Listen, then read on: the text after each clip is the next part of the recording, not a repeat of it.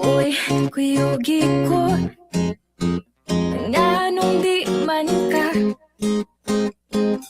Kuyugin ako, bisan dili ko gwapa.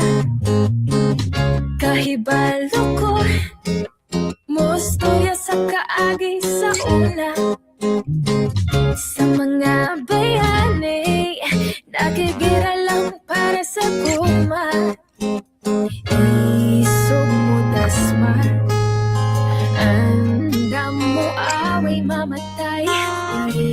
Unsa ka pa, umanggi atay. Kuyogi lagi ko, di man ko mamugos. Kuyogang mukha ko sa kagahapon ni umabon. Kuyogi lagi ko, di man ko mamugos. Kuyogang mukha ko sa kalayo ni tupas. Andam daw pa ng subo para malingkawas kuyog nimo. Magkuyog na ta, pagdali na diha. Ngano di ay, nganong di man kaganahan. Kufta na to, ang sundang nila 𝗍𝗏𝗄𝗏. Leon kilat, flores sa gargadyo. Isog mo dasma, andam mo away mamatay. Ulipon sa gugma, gugmang di atay. Kuyogi lagi ko, di man ko mamupos. Kuyogang mukha ko sa kagahapon ni umabon. Kuyogi lagi ko, di man ko mamupos. Kuyogang mukha ko sa kalayo ni tupas. Andam daw ba ng subo para malingkawas kuyog nimo. Di ko nimo kuyugan, inunti kag talawan. Di nakakatilaw sa humba o kinilaw. Kuyogi lagi ko, di man ko mamugos.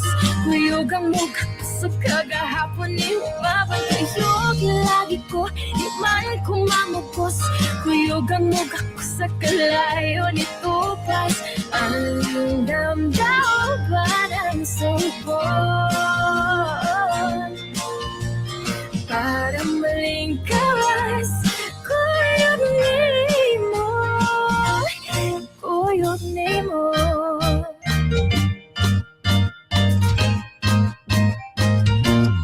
Kuyog nimo.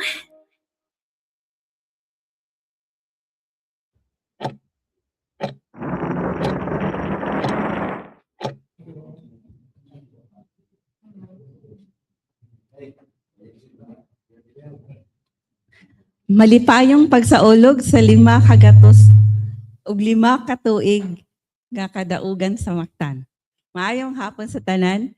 Congress, the Cebu Heritage Hotel, in partnership with the 𝗕𝗂𝗏𝗏 Foundation Incorporated and the Yandi Heritage Center, present to you this celebration of the 505 years of the victory at Mactan with this hybrid event entitled 𝗟𝗏𝗏𝗏𝗀, Searching for LapuLapu's Roots. So daghang salamat to our on-site audience who have been here like 1 hour before the event. So daghang salamat. We are the new Visayans because we come before the time. So we have a majority of tour guides on site and also real estate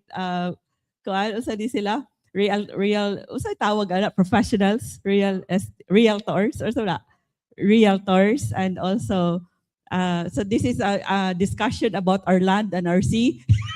and also the battle that happened 505 years ago. Although it would happen on April, the actual anniversary is on April 27. It's 505 years ago. So, daghang salamat also to our audience online already with us this afternoon. We have the DepEd Taguig City and Pateros Supervisor 𝗕𝗏𝗄𝗏, and also shout out also for the 439 guning pag Tagalog sa 439, 439 ay mga bright kay audience ay 439 guning taon pagkatatag ng Taguig. So kung ibisaya na nato, it's upat kagatos katluan ug siyam katuig. Bright kay kung Bisaya. So also Tiny Sevilla from Leyte, daghang salamat for joining us, and also Judeline Taghoy from Cebu Association of Tour Guides, and Ferdinand 𝗓𝗏𝗓𝗏 Manyos. Daghang salamat for joining us once again also this afternoon. So we have also other teachers and also the flag tour guides led by Ellen. Daghang eleksyon. Daghang salamat for joining us. So daghang salamat to the flag tour guides who are in full force today to celebrate with us the 505 years of the victory at Mactan.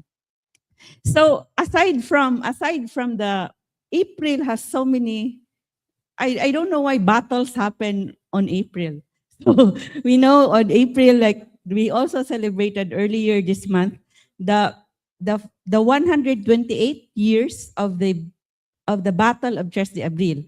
So we already know the Battle of 𝗪𝗓𝗓 was the opening salvo of. So this is now the opening salvo of the 1898 Cebu Revolution against Spain. If April 27 was the first recorded battle that of Cebuanos, of Mactanons against foreign invaders, April 3 of 1898 was the opening salvo of the beginning of the defeat of the Spanish forces here in Cebu in 1898. They were finally booted out, expelled, and they left Cebu. The Spanish forces left Cebu. The flag tour guides are always in the events at Palmgrass, so you already know when did they leave? When did we defeat the Spaniards? That's 333 years after they came back in 1565 and occupied our island. So when did the Spaniards leave Cebu? When did we finally defeat the Spanish forces here in the Visayas or in Cebu? Answer. Answer mo. Mga bright na kayo, you have been with me almost every event. So you already know about this. So ang online kay kanang silent ra sila, the on-site audience are silent kay kanang kuan ra sila kanang they're thinking about it. Sige. Thank you, Miss A, for a shout out.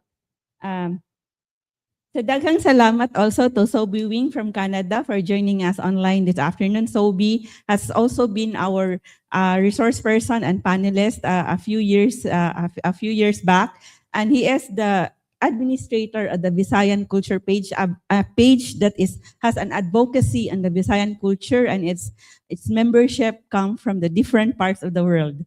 So answer me, when did the Spanish forces finally leave Cebu? In 1898. Grabe ang maka-answer ani kita naay dakong ganti kini nga pangutanan nagtangag og dakong ganti. Answer. Answer. Sige, ako na lang answer. Oy, kabalo mo, di ba? It's in our painting at our Galeria Independencia, our gallery on history at outside of this hall. So it's December 24. See, atong resource person today ang ni-answer December, it's the Christmas Eve of 1898. Oh, naka-answer na yun ang taga-flag tour guides is December 24, 1898. So we flew the Philippine flag at the Fort San Pedro on December 24 of 1898. And our heroes of December of 1898, even the Katipunan in the 1896 Philippine Revolution, and also the poems of our ancestors, the Cebuano poets who also fought in the 1898 Cebu Revolution, always mentions Lapu-Lapu as an inspiration, and even Tupas as an inspiration to the revolution against the Spanish colonial rule in 1898. So we celebrate the 128 years of the Battle of 3 de Abril. We celebrate this Monday the 505 years of the victory at Mactan. And we also celebrated this month another fight for our mother nature. We celebrated our Earth Day on April 22, and we celebrated a few days back also the World Heritage Day. It's a day to celebrate our heritage, our history, our culture. So of course at Palmgrass, we always say that here at Palmgrass, we don't celebrate our heritage for just a day or for just a month, but we celebrate it 365 days in a year and 24/7. You see our heritage, our culture in all corners of of the hotel. So daghang salamat also to Ferdinand Ascaraga saying maayong hapon. Are you coming, Ferdinand, with your bahag to your lapu-lapu outfit? And also so Ferdinand is the one who made a replica of our pre-colonial Patanaw earrings and even our pre-colonial sex gadgets and also pre-colonial face cover death mask. It's at our Galleria Independencia, and he made the replica of our pre-colonial Patanaw earrings. This is also available at our Sinugatan Gifts from Cebu. So we are also happy that to let you know that Palmgrass has been given an Outstanding Institution Award by the Cebu City Government during its Charter Day celebration. And daghang salamat for the applause here. In the 87th Cebu City Charter anniversary, for its in appreciation of its unwavering commitment to preserving and promoting Cebu's cultural legacy through engaging exhibitions, book launches, and diverse events, cultivating a profound appreciation and understanding of Cebuano history among the youth and local communities. And also in 2025, and that's a year ago, the leader of the Palmgrass Heritage Awareness Program, Agripina, that's me, was awarded of the Outstanding Individual Award by the Cebu City Government for her innovative advocacy for Cebuano history and the arts through the hotel industry. So daghang salamat for these awards. So we are also celebrating, we invite you to join us. So napa ko yung mga plugging before I introduce our resource persons this afternoon.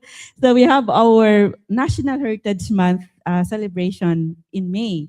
So in May, we will also have our Gabi sa Kabilin sa Palmgrass on May 15, 2026. So the Metro Cebu-wide Gabi sa Kabilin has been rescheduled to May 2027. But here at Palmgrass, we continue with our celebration of the Gabi sa Kabilin, and the Gabi sa Kabilin partners said that they are supporting us in this activity. So we trace our connections with our Southeast Asia neighbors, and we have lined up of activities to trace our connections with the seas and the stars, the trading and raiding in Southeast Asia or in the Visayas, the love and war in the Visayas and in Southeast Asia. So we will have katong usara to, katong daghan kayo. Actually, we will have the Diwatas, the Pantheon of Diwatas. We will have Karakoa photo booth. We will have a real boat at our saltwater pool at Hardin Dagami. So, and you will be, the mananagat of Cordova are making it right now. I mean, this week. So you will be able to ride a boat. Pero usa lang gamay ra matong pool. Our pool is like it's a dipping pool. It's salt water, but you can take your photo with it, like rowing a boat. But one by one, na gamay ra man. So we have so many activities. The Filipino traditional blades with the zoomorphic health would be also, and we'll have an exhibit here. So we will have also the tuba drinking contest, Pintados tattoo station. Again, we will show the exhibit of our physical intimacy practices in ancient times, a balak debate, 𝗪𝗪𝗪𝗪 grating with tasting of our menu with 𝗪𝗪𝗪𝗪, and also our warrior dances, our babaylan dance, a binukot kanang room and reenactment, and you can also be binukot if you want.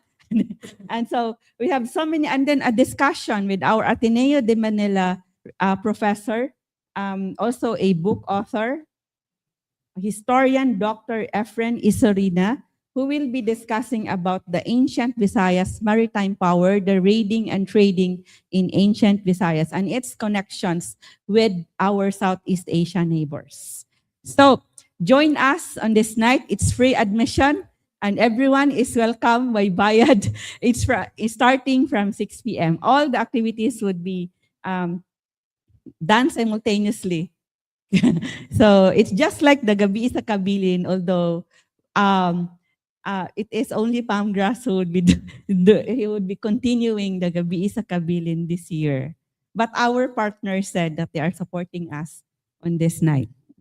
So also on May, we declare it as a Mother's Month. So celebrate with us the Mother's Month as we honor our mothers. So we also have our we also thank our partners, the 𝗓𝗪𝗪𝗪𝗪 Foundation Incorporated, the Diandi Heritage Center, and Pamgrass is a proud member of the Central Visayas Association of Museums. So we recognize our participants who registered online. So we have participants from the different parts of our archipelago and also the world.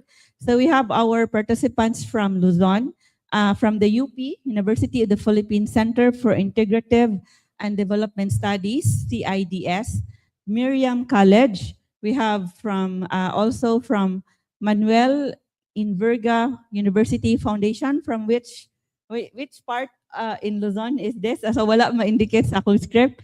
We have also from Central Bicutan City of Taguig. We have Gurong Nagbabalik sa Bayan.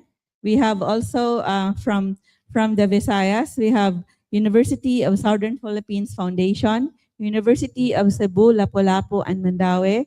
We have from Accenture, I think this is a BPO, and from UP Cebu, Cebu Normal University, Cebu Technological University, University of San Carlos, University of the Visayas, Political Science Society, nana dire on in person, ang taga UV, wala. So sa online ni. So we have also from the Philippine Red Cross, we have from LapuLapu, Philippine Red Cross, LapuLapu, and Cordova chapter, and we also have from Cebu, your Cebu, and also Mactan National High School, Local Government Unit of General MacArthur in Eastern Samar, and LNU is Leyte Normal University. We have also from Mindanao, the Advocates for Zamboanga History and Culture. We have from Tawi-Tawi, Mindanao State University in Tawi-Tawi. We also have Mindanao State University, Iligan, IIT, Iligan Institute of Technology. Sakto na. Sakto. We have from UP Mindanao. Daghang salamat for joining us. San Pedro College. San Pedro College is in Davao, right? And also we have from Bangsamoro Commission for the Preservation of Cultural Heritage from Basilan. So daghang salamat to those in Basilan for joining us today. And we also have DepEd Matalam High School. So asa ning Matalam? So, and then Davao. Then we also have from outside of the Philippines, we have Alliance Philippines from Canada. Daghang salamat to our audience from Canada, and also from Singapore, 𝗟𝗏𝗡𝗚 𝗟𝗽𝗂𝘀. We have also from Malaysia, and we have from the University of Nottingham, and we also have from Indonesia, Bandung Institute of Technology. So daghang salamat everyone, to those who registered online and those who are here on site. You're also from the flag tour guides. Yes. So from what school or tour guide? Mga tour guides di. So full force mga full force flag tour guides . So we have also from 𝗪𝗪𝗪 Vintage. Sorry, and we have also from Abellana National School joining us online today, Sandrix, and Leandro Beltran from Lapu-Lapu City. You are from the Cultural and Historical Affairs Office, di ba? Si Leandro Beltran. Also from the University of San Carlos History. He's still student pa si Leandro, no? And we have also Jojo Sinal, daghang salamat. And also Raul Gabriel Buzon, also a graduate of history from the University of San Carlos, now at the BLP Commercial. Teacher Dali, daghang salamat for joining us this afternoon. So we also celebrate so many events on Monday. So April 27 is a red letter day, because there are so many things that happened on April 27, but different years in our history. So what happened on April 27 of 1521? You already know that. So that's why we are here this afternoon, because we are celebrating the 505 years of the victory at Mactan. But you also remember that on that day, 505 years ago, 15 Mactan warriors died fighting against foreign invaders in the Battle of Mactan. So this is recorded by Pigafetta. We usually know that Magellan was killed in the Battle of Mactan, but we don't usually remember that there were those warriors who died fighting against the foreign invaders, and there were 15 who died. And we also, of course, we celebrate today the victory at Mactan, and we also remember and we honor the martyrs, the Mactan warriors who were martyred in that fight, and there are 15 of them in that fight. So also on April 27, so that's 44 years after the Battle of Mactan. What happened on April 27? 44 years after the Battle of Mactan, April 27, 1565. Did you know what happened in Cebu on April 27 of 1565? Huh? Legazpi came back, the Spaniards. So what is in April? So we know that April 7 was the arrival, in 1521 was the arrival of the Spaniards here in Cebu. April 14, what happened on April 14? What was the baptism of the Cebuanos? So they were baptized to the Christian religion. It was a political act for them, because they were threatened of being killed if they wouldn't be baptized. Magellan was telling Humabon, tell them that if your chiefs will not allow themselves to be baptized, they can all be killed and all their possessions taken. It was a political act. The baptism on April 14, 1521. April 27, the Battle of Mactan. April 27, 1565. So Miguel Lopez de Legazpi returned to Cebu. So that's why we have that song at the beginning of this, at the countdown. You have heard that song. I wrote that song. It has now 1.3 million views on YouTube. So you go to our YouTube channel, the Kuyogi Ko song.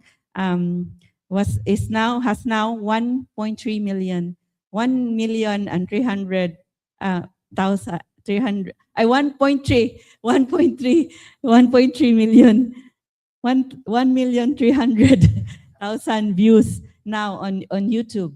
And so it mentions about kuyugi kong mugakos sa kalayo ni tupas, embrace with me the fire of tupas. Andam dauban ang sugbo para malingkawas, kuyog nimo. Ready to set Cebu on fire, just to be free with you. Oh. Hindi siya nga song, di ba? I wrote it. Bugira kayo. so we remember that tupas, even if the Spaniards also burned some parts of Cebu, but the tupas and his warriors especially burned the granary, the food supply, the storage, so that to deprive the enemy of food. And they went to the mountains. So they fought against, it's the second time that they fought against the foreign invaders. So by burning the large granary to deprive of the food supply of the Spaniards. So that's on April 27, 1565. The Spaniards, they were starved by the Cebuanos and the Visayans. They went to Manila and fought the Tagalogs, the Pampagueño in the Battle of Bangkusay in 1571. They left Cebu. They left encomenderos here who died one by one. Kay kiluan to sila. Or barang to sila. The 60 encomenderos left here died one by one, and some of them abandoned Cebu, but the priests, there were only missionaries left at the church. But then they got a memorandum that they should come back to Cebu, so they came back, and on April 27, 1594, that's 73 years after the Battle of Mactan and 30 years after Legazpi's occupation of Cebu, unsay nitabuan ni a royal decree on April 27, 1594 conferred the title of Ciudad to Sugbo. 1570, in January 1570, were declared to be January 1, 1570. We were 1571. We were declared to be the Villas, the first town in the colony, in the Spanish colony, Villa Santísimo Nombre de Jesus. But in 1594, a royal decree conferred the title of Ciudad to Sugbo.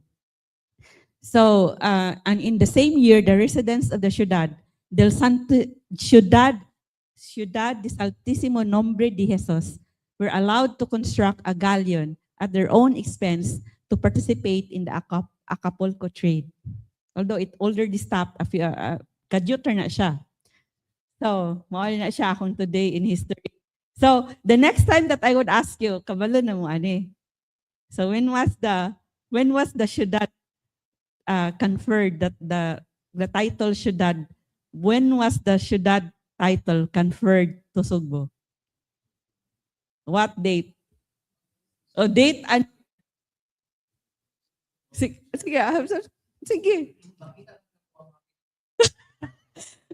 Grabe, ano sa name ni mo? Oliver. Oliver just told me that just seeing me makes me happy and he doesn't need to answer my question. Oliver doesn't need to answer my question because he's just happy looking at me. Daghang salamat ha. Ano ipakita si Oliver? Ipakita si Oliver. Ipakita na to. Daghang salamat. So, mo to siya ang how to evade a question. How to evade the very wise way, the brilliant way of evading a question. The tour guide should know this. When was the Ciudad title conferred to Cebu? Kinsay mga kinahanglan nato di tagag prize? Cake of the month. Sige na be, wala gyud mo answer. Wa mo bang notes no? So So karon, so I would now, okay na, ala si, wala na si Mike. Kasi mo kuan sa, Paula, ikaw mo kuan sa tech? Kay magsugod ako. So now we would introduce our resource persons this afternoon. Before that, I would like to also to, wala na may ni answer na si Judalyn 1570. Pag notes po ha, I would say it once again. The royal decree conferring the title of ciudad was declared on April 27 of 1594. 94, syudad. Mapautanon mo, kanus man nahimong syudad ang Sugbo. Pero ang Charter Day is a different American period pa ng kanang kuan. Ang Cebu City Charter Day, it's still in 1937. So that's why it's the 89th karon, di ba? 89th Charter Day. We were given the title of ciudad by the Spaniards, but even before, in pre-colonial times, we are happy to know that Cebu was a center of trade, one of the centers of trade in Southeast Asia, even before the arrival of the Spaniards in 1521. So, again, saan na himong syudad? Si Oliver. I-show ko na si Oliver, be. I-show si Oliver. Yeah, ganahan siya mo adto sa microphone. Adi siya. Sige, ikaw.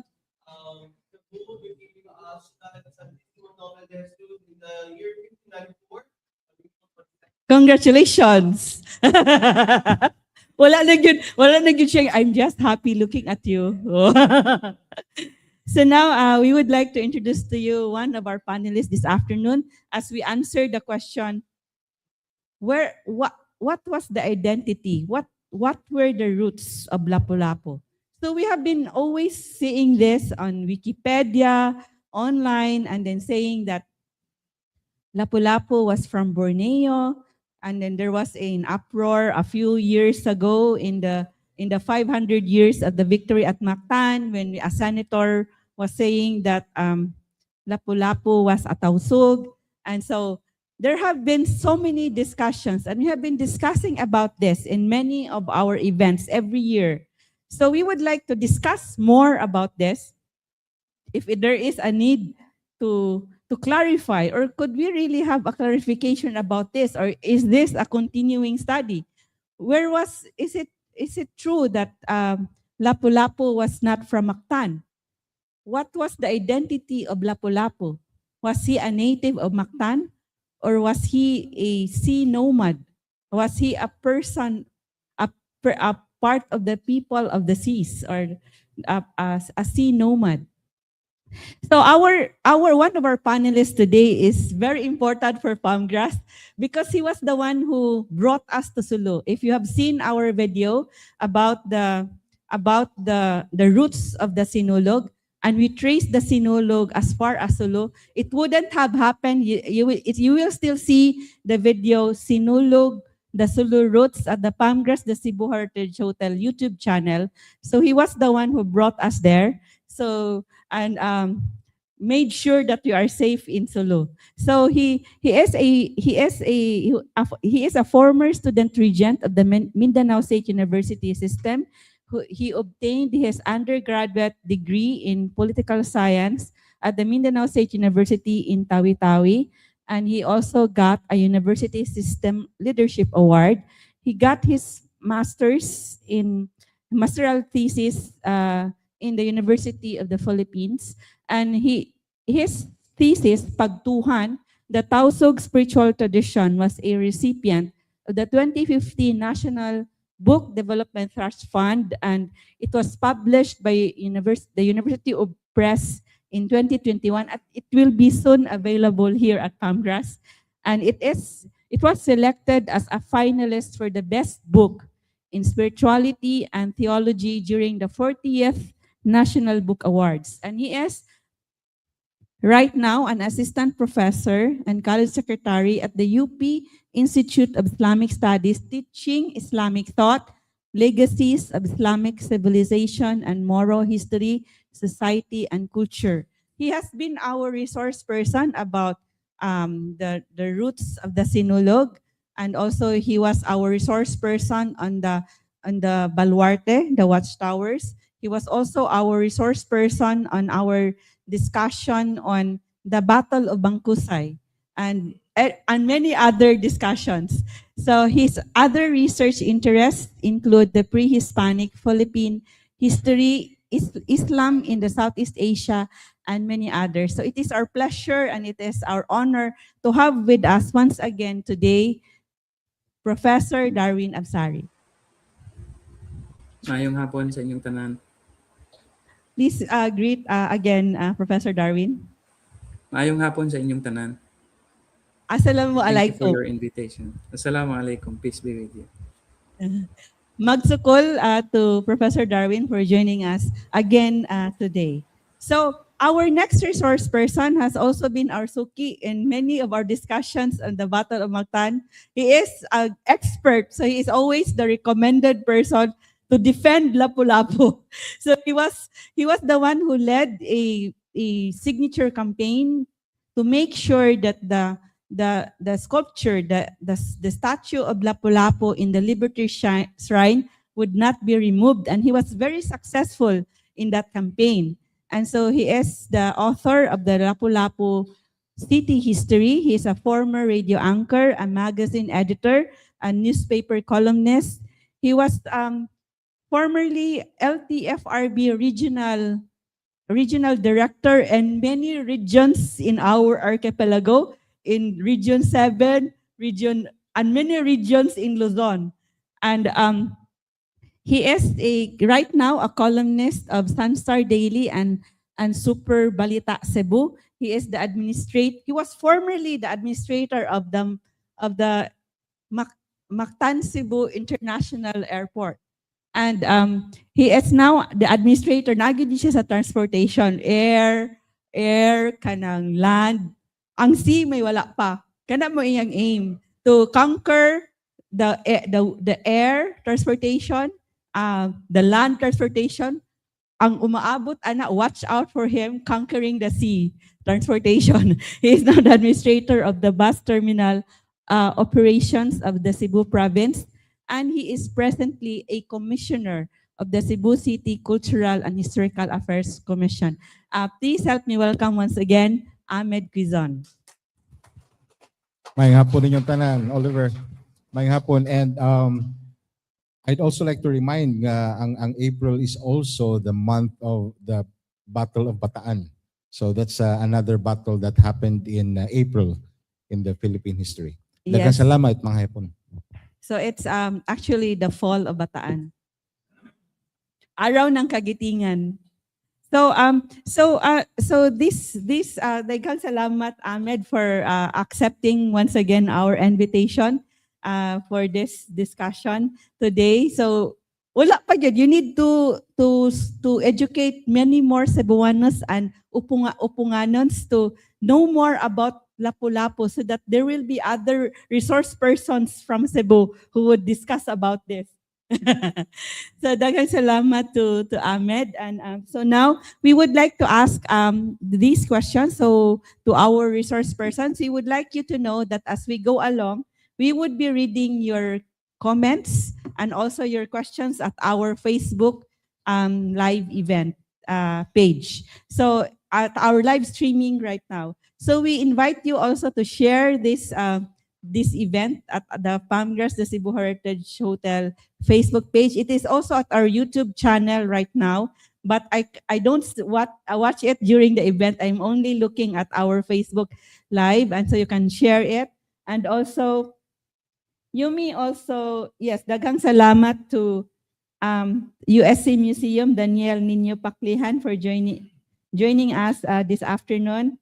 And also to Carmelita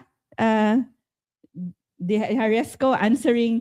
So congratulations to Carmelita for knowing the answer. and also to Ellen for doing the answer. Yes. So we would be reading your questions and also your comments as we go along. But for the on-site audience, we also have a portion where you will be able to give your questions to our resource persons. And we will also have our trivia quiz with amazing prizes for the on-site audience and for the online audience. So now we have this question for first question for Ahmed. So we would like to know from Ahmed. So regarding the kadaugan sa Mactan. So kadaugan sa Mactan, it means victory at Mactan. So how is Lapu-Lapu portrayed in the kadaugan sa Mactan? The yearly reenactment of the Battle of Mactan.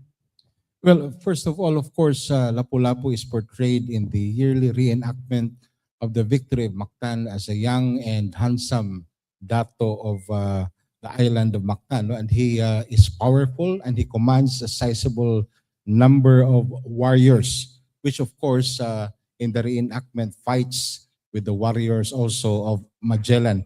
That portrayal of Lapu-Lapu as being young and athletic is important, because we need him to be somebody worthy of admiration by young people.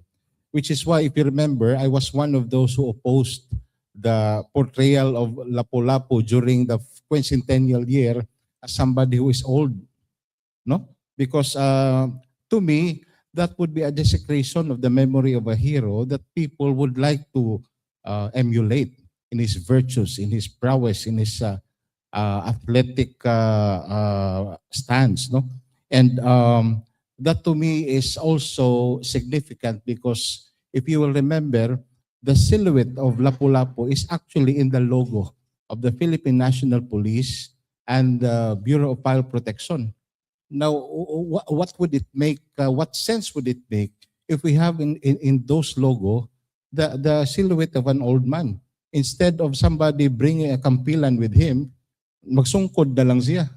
So that will not be good for the image of our first hero in the Philippines. No?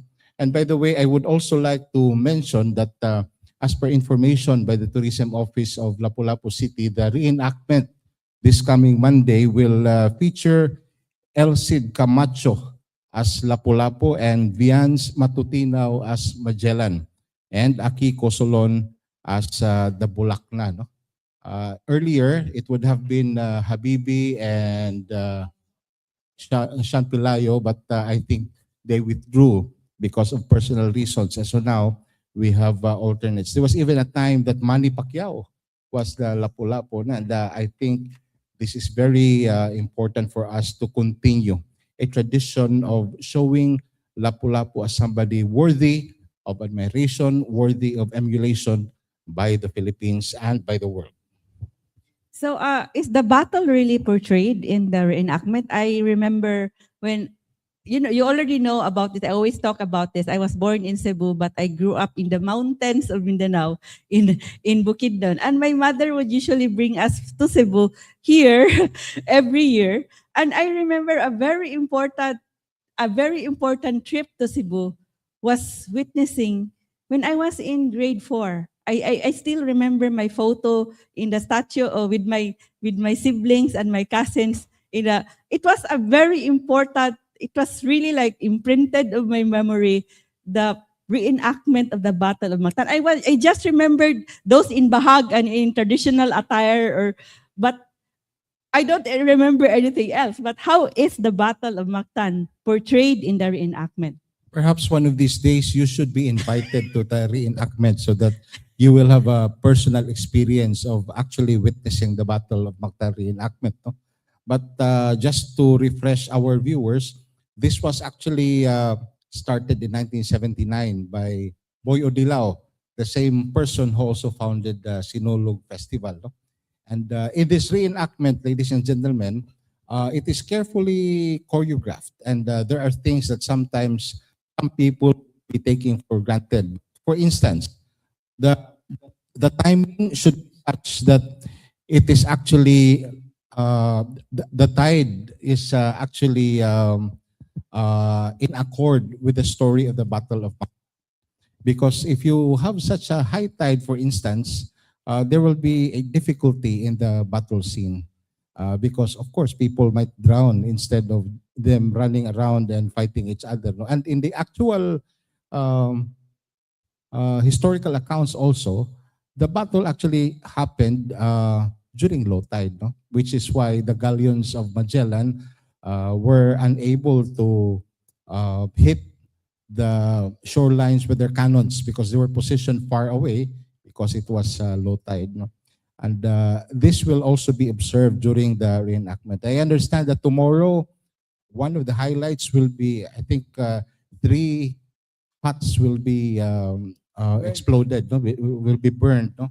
Quintahay to emulate the fireworks that happened. And I hope they will have a successful reenactment this year. It has always been a very colorful and star-studded occasion every year.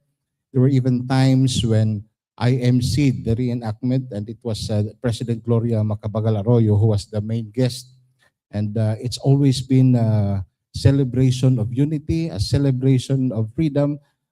And I hope that the reenactment this Monday will continue to be an occasion in that direction. And I congratulate in advance the efforts of Mayor Cindy Chan for pulling out all stops and ensure the success of the celebration this coming Monday. So dahil salamat Ahmed for describing to us how successful the kadaugan sa Mactan or the battle, the victory at Mactan reenactments have been in throughout the years. So now we would like to show, before I would ask the question next to, as we discuss about Orang Laot, you would like to show you once again our video about, you have been watching this, but you would like to refresh our, so we made this video for the 500, I think the when we screened this video first in one of the Battle of Mactan anniversaries. So this is LapuLapu Myths and History, LapuLapu Myths, History, and Diversity. Please watch again this video.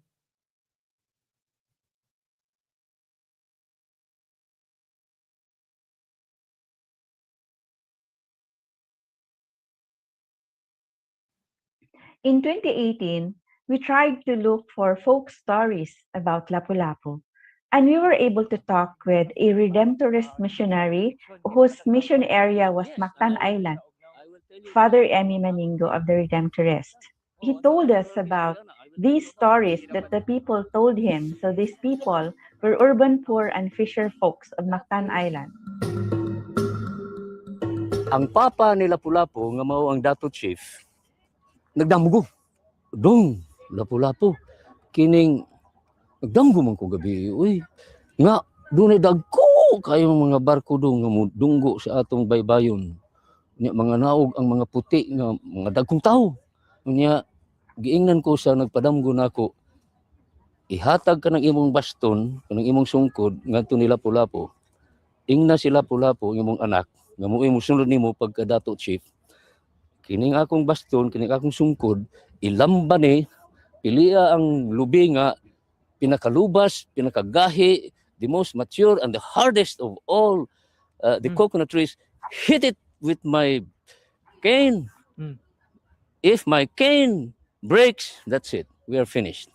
But if the coconut tree is broken, we will win with the help of our spirits. Cebu historian and national artist for literature, Dr. Rizal Mujares, has been writing about Cebu history and culture since the 1970s. And he said the deficit of facts has inspired such rampant speculation that no Filipino hero is as heavily cloaked in myth and fiction as Lapu-Lapu. So the people made stories about him based from their imagination of how they interpreted Lapu-Lapu and the Battle of Mactan. And the stories that they created were inspired by their belief system, their values, and their experiences. I find those stories very fascinating.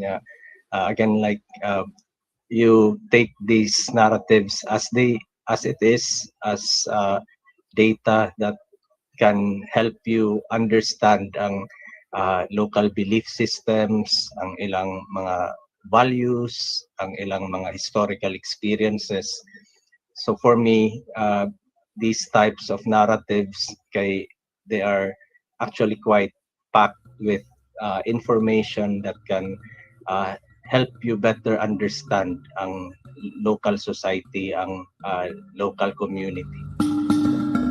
Dr. 𝗟𝗏𝗪𝗏 does not dismiss the mythical and the folk stories surrounding Lapu-Lapu.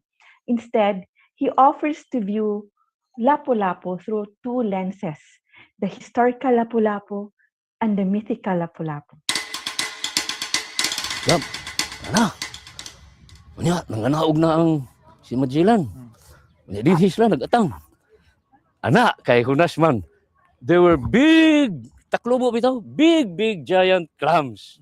Muabli bitaw ang mga giant clams. Ilang gipaak ang mga tiil ni Magellan ug mga sundao Espanyol.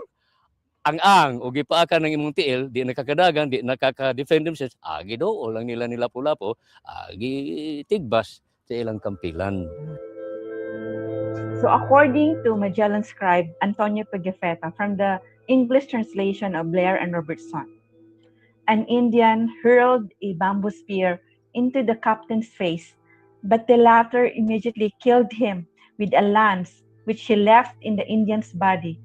Then trying to lay hand on his sword, he could draw it out but halfway because he had been wounded in the arm with a bamboo spear. When the natives saw that, they all hurled themselves upon him. One of them wounded him on the left leg with a large cutlass, which resembles a scimitar, only being larger. That caused the captain to fall face downward.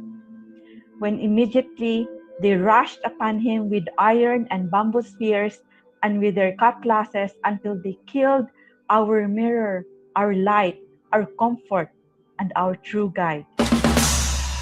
So, mao tong ingon pa ni 𝗖𝗂𝗶𝘃𝗏, Lapu-Lapu told Magellan, go back home.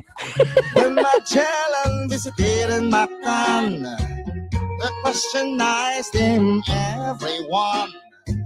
But Lapu-Lapu met him on the shore and drive Magellan to go back home. Oral history is history from below sa mga conquered.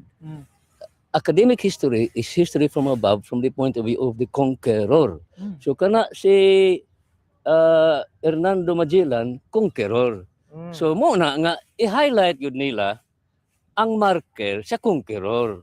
Ang mga state, ang governments, they always want to establish ang ilang legitimacy based on these mga big personalities like Magellan or ang atong government pod si Lapu-Lapu na pod. Para nako, siya gyud ang unang Pilipino nga nagkasa og badyaga. I guess there's always a struggle between what you call history from the top and history from below. Kay ang kaninga from below mao man ni ang kato na ay mga strange stories, medyo mga mga tuo-tuo nga sagol. Ang kaning from the top nga perspective kay they have trouble accepting that as legitimate history. So that's where the challenge lies. If you want to understand the local society, kailangan mong yun ang kaninga mga folkloric nga accounts. Bayan susidlakan, Lapu-Lapu ang ngalan.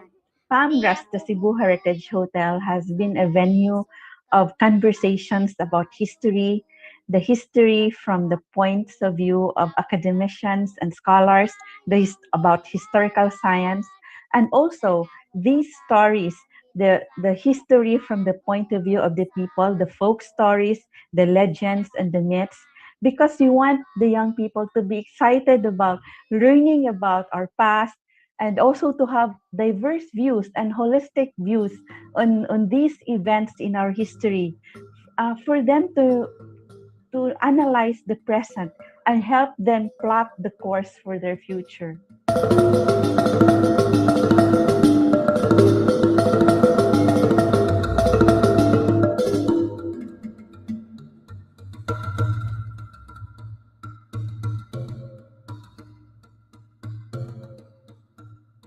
So dahil salamat for that video, a round of applause once again.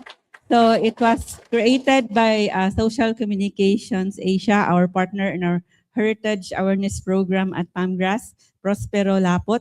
And so we thank Father Emmy Maningo in that video, and also Professor Dr. George Borinaga, and also Dr. 𝗷𝗫𝗄𝗧, and also the children who sang there was when we shot that in 2018, there was a song in the Liberty Shrine. That song, by Bayani sa Sidlakan, LapuLapu ang ngalan, it kept on playing on repeat. I think it's no longer played now. It's still played. Ay, kaya wala na rin kumuad to. So, and then you saw the obelisk. It was toppled down. It was destroyed by Typhoon Odette. So is it going to be kuan? It's already rebuilt. Wala na yung ko kabalik. So it's rebuilt after the typhoon. So now we have this. So now we are trying to discuss more about the stories about Lapu-Lapu to know more about him. So according to Dr. George Borinaga, and even according to Dr. George Borinaga, the folk stories are also important. The oral tradition is important because even if it doesn't tell us the factual or the accurate accounts about our heroes, it tells us about the people. So what the people believe in, the values of the people. So it's very important to know these stories. So dahil salamat to Khalil Corazzo. So Khalil, by the way, is the author of this novel. He's saying, it's my first time to watch the video. Thank you for showing it again. Daghang salamat, Khalil, for joining us online today. So this is his book, a novel by Khalil Corazzo, Raha versus Conquistador. So this is his novel about it is his novel about Raha Humabon, or the 1521 Cebu. So he researched. He did a lot of research. You will see the footnotes about what regarding his research about what happened in 1521. Even if this is a novel, so this is a creative fiction or historical fiction, but it is based from his research, and you would see so many footnotes about the facts or the archival documents and facts in history in the footnotes of this novel. So daghang salamat to Khalil for providing us and this at our basahanan.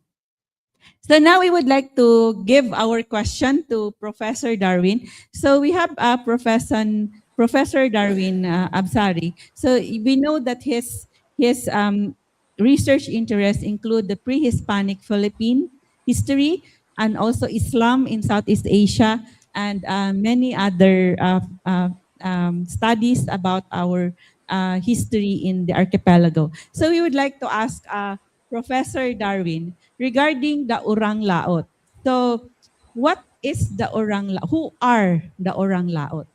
And how did their maritime lifestyle shape the political landscape of the 16th century Southeast Asian world?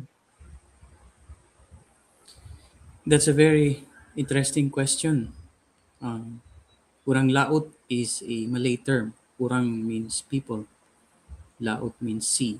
So it could mean people of the sea, but they are popularly known as the sea nomads. They are groups of people who belong to a wider maritime trading networks scattered in various parts of Southeast Asia. So you have in Eastern Java, in Borneo, in Malaya, and in the entire Sulu archipelago. Their origin cannot be ascertained. There is no definitive unified origin as to where they came from.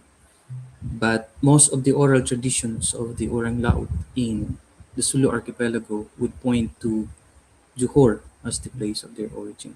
Further studies points to even China and Japan, the similarity of the terminologies of other groups of people in China, the Sanma, and that Some theories would suggest that they were dispersed during the Tartar invasion of China. Others says they came from Japan. Thomas Forrest, a British navigator who came to Sulu in the early 700, also suggests their origin to have come from China and Japan. Their presence in the Sulu archipelago dates back to as early as the first millennium AD. According, they have been there, concentrated in Zamboanga Peninsula and the Strait of Basilan, and eventually scattered throughout the Sulu archipelago, possibly because of the expanding trading networks and their contacts with the outside world. They played an important role in the shaping of the political landscape simply because they were the ones who connected people of various civilizations. We can find in many narratives how the sea people accompanied, for example, um, Sharif Muhammad Kabungsuan, who came to Mindanao and brought Islam and established the Maguindanao Sultanate. Practically, they were the important players in the maritime trading networks in linking people of various civilizations who finally came to the Sulu archipelago and played a very important role even in assisting the spread of Islam and the rise of various sultanates. For example, the Sulu Sultanate and the Maguindanao Sultanate. Yes, daghang salamat, Professor Darwin. So he already answered two of my questions. So the second question that he answered is, how does the Orang Laot identity link the cultures of Sulu Archipelago, Borneo, and 16th century Mactan? So how is it connected? How is the Orang Laot identity link the cultures from, you mentioned only the Sulu archipelago with the history. So how is it related to the 16th century Mactan or Cebu? Well, you have to move a little backward in terms of understanding the role played by the Orang Laot in the history of Mactan and generally in the entire Visayas to the establishment of the Sulu Sultanate in the beginning of the 15th century. Immediately when the Sultanate was established, and even before that, during the Islamization process, the Orang Laot, many of them became naturally integrated in the broader regional Sulu identity formation. When Sulu Sultanate was established in the beginning of the 15th century, we can read in many books that the Sulu power was felt all over Luzon. It was not only felt in the Visayas areas, but Sulu power reached as far as Ilocos, Batangas. And possibly the Orang Laot, like how they played previously their role in linking people together in these maritime trading activities. We can find in many Hispanic sources how they became slave raiders employed by the Sulu Sultanate and how they acted as, in a modern context, a naval power of both, not only of Sulu Sultanate, but including of the Maguindanao Sultanate, especially during the time of Sultan Kudarat. So we can probably theorize that at the height of the Sulu Sultanate, the Orang Laot were alongside with the people of the other inhabitants of the Sulu archipelago, trading in various parts of the country. Spanish sources suggest, for example, Legazpi, when they intercept a vessel coming from Manila or going to Cebu, they intercepted it in the seas of Bohol. And they found out on board were the Tausug and the Borneans. In that time, when we speak about Tausug, it does not only confine to the Tausug speaking language or the Bahasa-Sug speaking language, because Tausug in that particular era includes all inhabitants of the entire Sulu archipelago. So this includes the Orang Laot, the Yakan, and other groups of people in the Sulu archipelago, including those of the Iranon from Maguindanao. Yes, so Tausug actually means, you give us the exact sug is current, di ba? Yeah. People, tao sug, it's people of the current. So am I correct? I was in Well, Sulu. that was an old interpretation by foreigners. Sug is current, but when we say sug, it's a place where the tao lives. So when you say tao sug, it's a people of Sulu, and the sug is a shortened term for sulug or suluk, which means a market. Suluk can be interpreted as an Arabic word, market. It can also souk from the Arabic word souk, which means market. But generally, in my study, in my book, which I found out, souk is taken from the Arabic word suluk, which means seekers. So when you say tawsug, they are the seekers or people of the path. And this is where the Tagalog word saliksik is taken from, because suluk, the plural form, the singular form is salik. Yes. So we also invite you to watch our video as we trace the Sinulog roots. So Sinulog, according to Dr. 𝗟𝗪𝗂𝗧, meant Sulu. It only meant Sulu in the 17th century. In the earliest dictionary, Visayan dictionary by Father Mateo Sanchez, Sinulog refers to Sulu. So that's why we trace Sinulog to Sulu. We went to Sulu with Professor Darwin. So we're so thankful to Professor Darwin for protecting us in Sulu. Making sure we have two squads of PNP joining us in our research, in our shoot. We were inside the so daghang salamat to Professor Darwin for bringing us to Sulu and making sure that we have the safe accommodation, transportation in Sulu. So you can still watch him also in that video, Sinulog the Sulu Roots. It's in our YouTube channel. So now we would like to ask, so in your research, Professor Darwin, so would you say that Lapu-Lapu was orang laot? And if he is, in your research, how does the sea nomad theory change our understanding of Lapu-Lapu's strategic motivations in the Battle of Mactan? So if he was orang laot, why did he fight? Or what was his strategy in the Battle of Mactan? I've known Lapu-Lapu since I was before I went to school for my elementary. My mother would told me how he was sent by the Sulu Sultan to block the further expansion of. He was like an advance party to defend the entire Sulu archipelago from the further encroachment of the Spanish invaders. But looking back, sometimes oral history, I would also agree, needs to be reinterpreted or re-examined in social science lenses or context. For example, the oral history surrounding the identity of Lapu-Lapu, or known in Sulu as 𝗟𝗪𝗔𝗊, is that he was also the same guy who was sent by the Sultan to Brunei and who was partly responsible for the granting of Sabah to Sulu Sultanate. But if you look at the time frame, the civil war in Brunei between cousins took place in the last part of the 17th century, which eventually resulted in the granting of North Borneo to the Sulu Sultanate in 1704.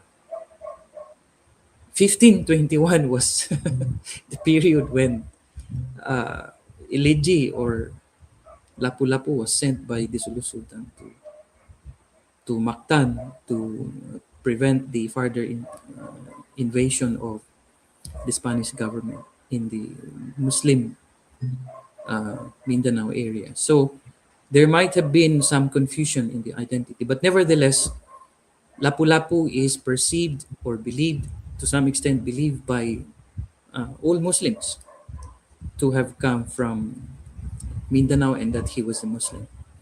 But when again, I'd like to reiterate, when you speak about Tausug at that time, right now, I'm trying to reinterpret my mom's narrative because he said Lapu-Lapu was a Tausug, possibly belonging to the place where Sulu now is. But in terms of identity or ethnicity, he could have been Ibangingi, Orang Laut, part of the uh, Orang Laut group, or he could have been an Irano. But the most dominant recent study shows that he was a Bangingi. In 2000, there was a study by spearheaded by the former congressman of Basilan, Jerry Salapudin, and they found the grave of Lapu-Lapu in Sangbay in Basilan, on top of a hill where many of his descendants continue to live, and the narrations and orality surrounding the identity of Lapu-Lapu continue to exist. So I can safely say that the recent findings is that Lapu-Lapu or Iligji was a Bangingi Orang Lao. There has been effort now to do a archaeological study in his graves, and hopefully the result would be done soon. So, Professor Darwin, so there is now like a reaction at the crowd here. We would like to know. Although you can put your questions at the comment section right now. So, how did the those who studied in the grave, those who found the grave, how did they know that it is Lapu-Lapu's grave? What is the evidence that it is Lapu-Lapu's grave? It's an oral tradition handed down from generations to generations. And that oral tradition is being remembered until today by the descendants. They have descendants. He has descendants in that part of the place. So we would also like to know, so in the stories in Tausug, in Mindanao or in Sulu, what was the reason that what was the motivation or why did Lapu-Lapu fight in the Battle of Mactan? From the point of view of the Muslims, he was sent there by the Sultanate, by the Sultan to, like I mentioned earlier. Because, there was no gadget before, there was no cell phone or anything that could transmit the news immediately. But because of the trading activities, the Sultanates already knew of the power struggle in Spain. Remember when Magellan came to Cebu, 𝗪𝗪𝗪𝗪 had the Muslim advisor, and that advisor warned 𝗪𝗪𝗪𝗪 that these people are traitors, so be careful because of the experiences they had in Spain. So I would assume the fact that he was sent to Cebu as an advance party to prevent the further expansion of the Spanish military government, I would assume that the Sulu Sultan already knew of the motivations of the Spanish government. That's from the point of view of the Muslims. It could be he was there to establish a trading ports to connect the people of Mactan into a bigger maritime trading activities in Southeast Asia. I remember my mom would say that the term Mactan is originally derived from the Tausug word Mactan. Mactan meaning it's confirmed, because accordingly when he arrived Mactan and he saw the Spaniards and he said Mactan, Mactan, the Spanish is already here. It's confirmed. It's Mactan. Ah, so it has so many versions of the Mactan word. So there are so many versions about it. Yeah. So of course, so we would know. I was looking for the book that you gave me, the Sulu Empire. Actually, people were asking me to put it as a book at our mini library down at the lobby, but I didn't put it there because I don't want it to get lost. So I had it a while ago, but it's not here. Maybe. And then so I saw in that map in the book about the Sulu Empire, um, Cebu was part of those like influenced by the Sulu Sultanate in that book. So of course we would know that the Spaniards came here in Cebu April 7, and the Battle of Mactan happened on Kanasaman. So how many days after their arrival? 20 ka bright kay sa mga audience, oy.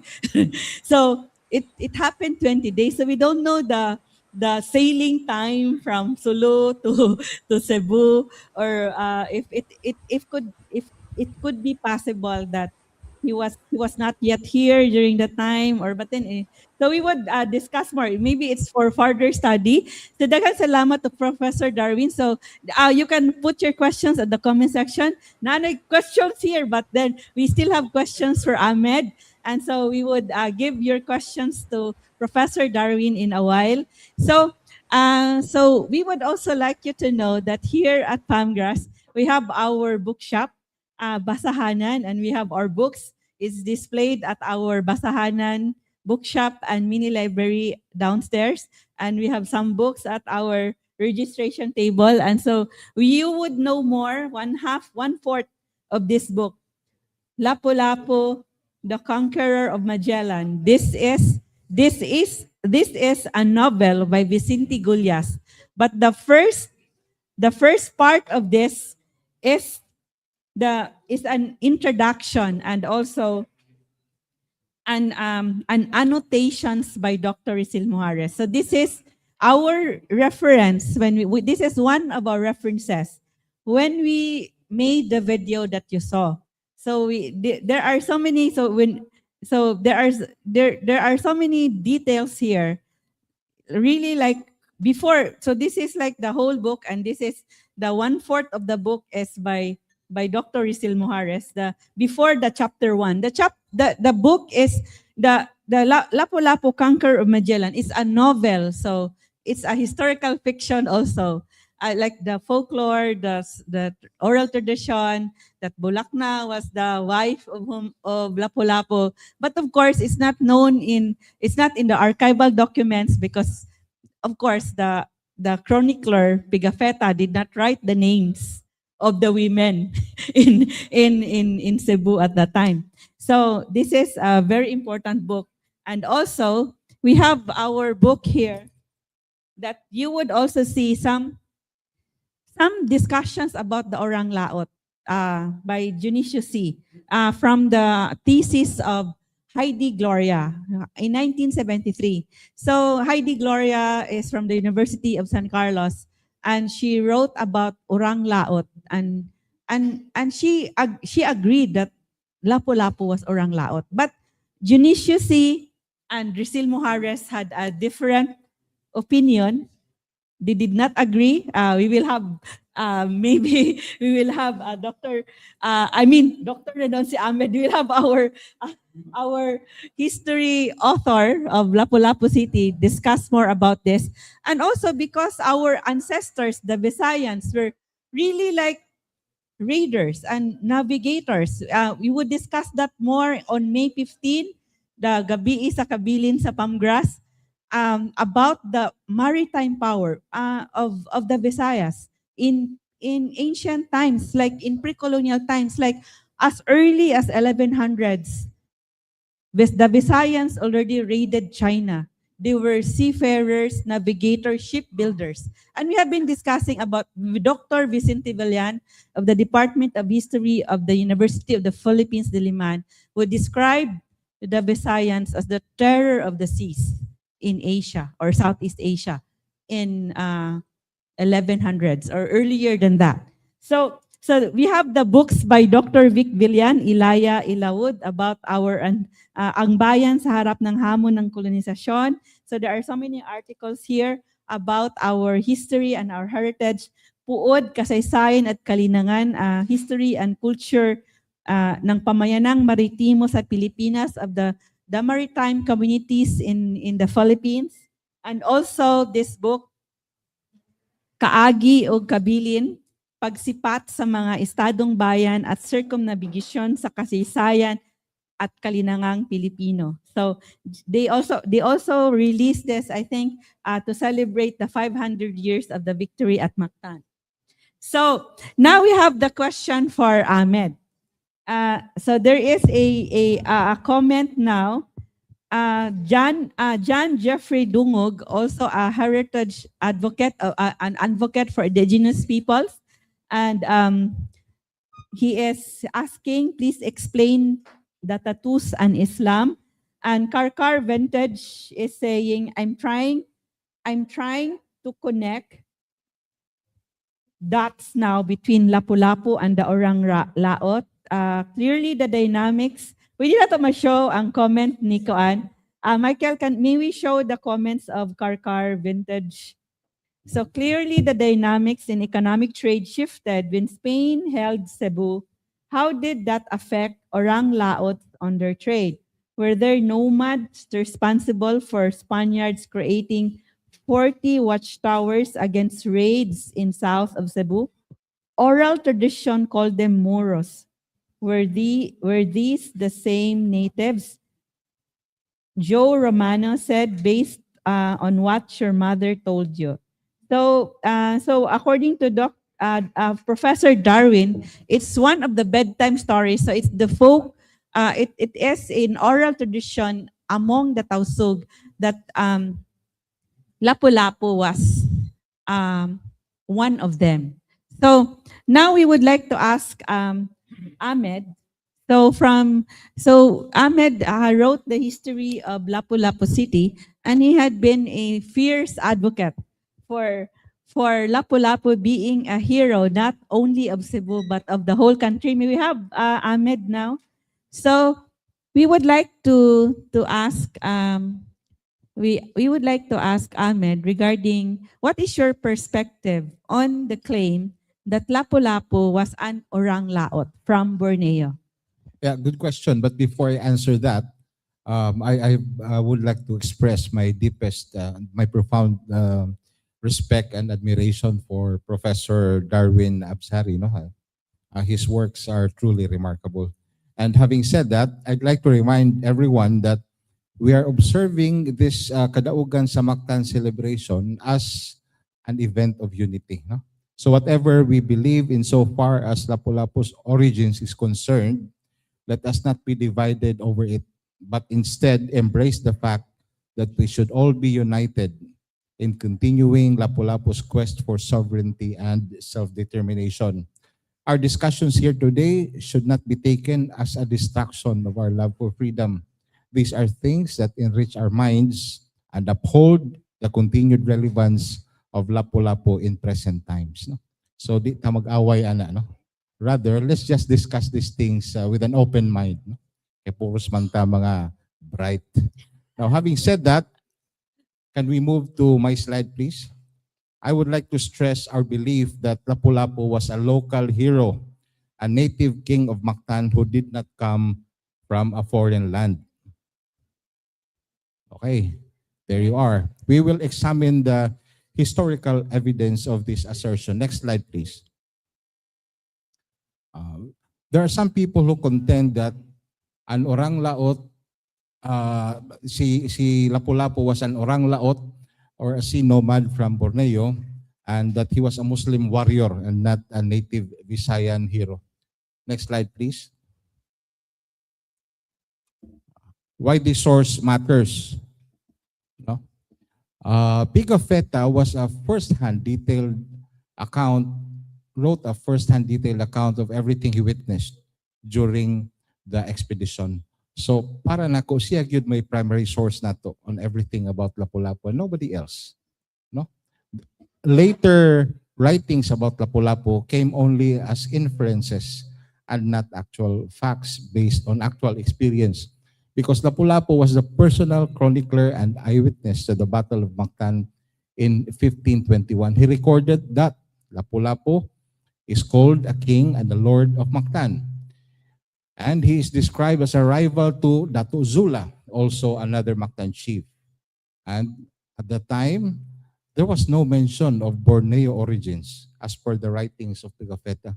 And there was no mention of Islam as the religion of Lapu-Lapu. And si Pigafetta would know this because in many of his writings, he identified people who were actually Islam and who were actually Muslims, but not Lapu-Lapu. He did not mention that at all. And finally, Lapu-Lapu was referred to as a dato, which is a title that is pre-Islamic Visayan. And he carefully noted that the Raja of Brunei, the rulers of Mindanao were Muslim, but he never applied this to Lapu-Lapu.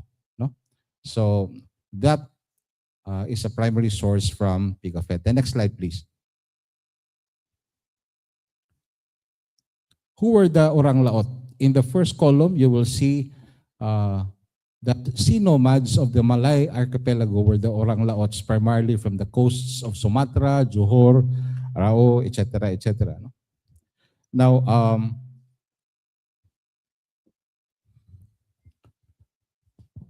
I'll give you a little while to read this.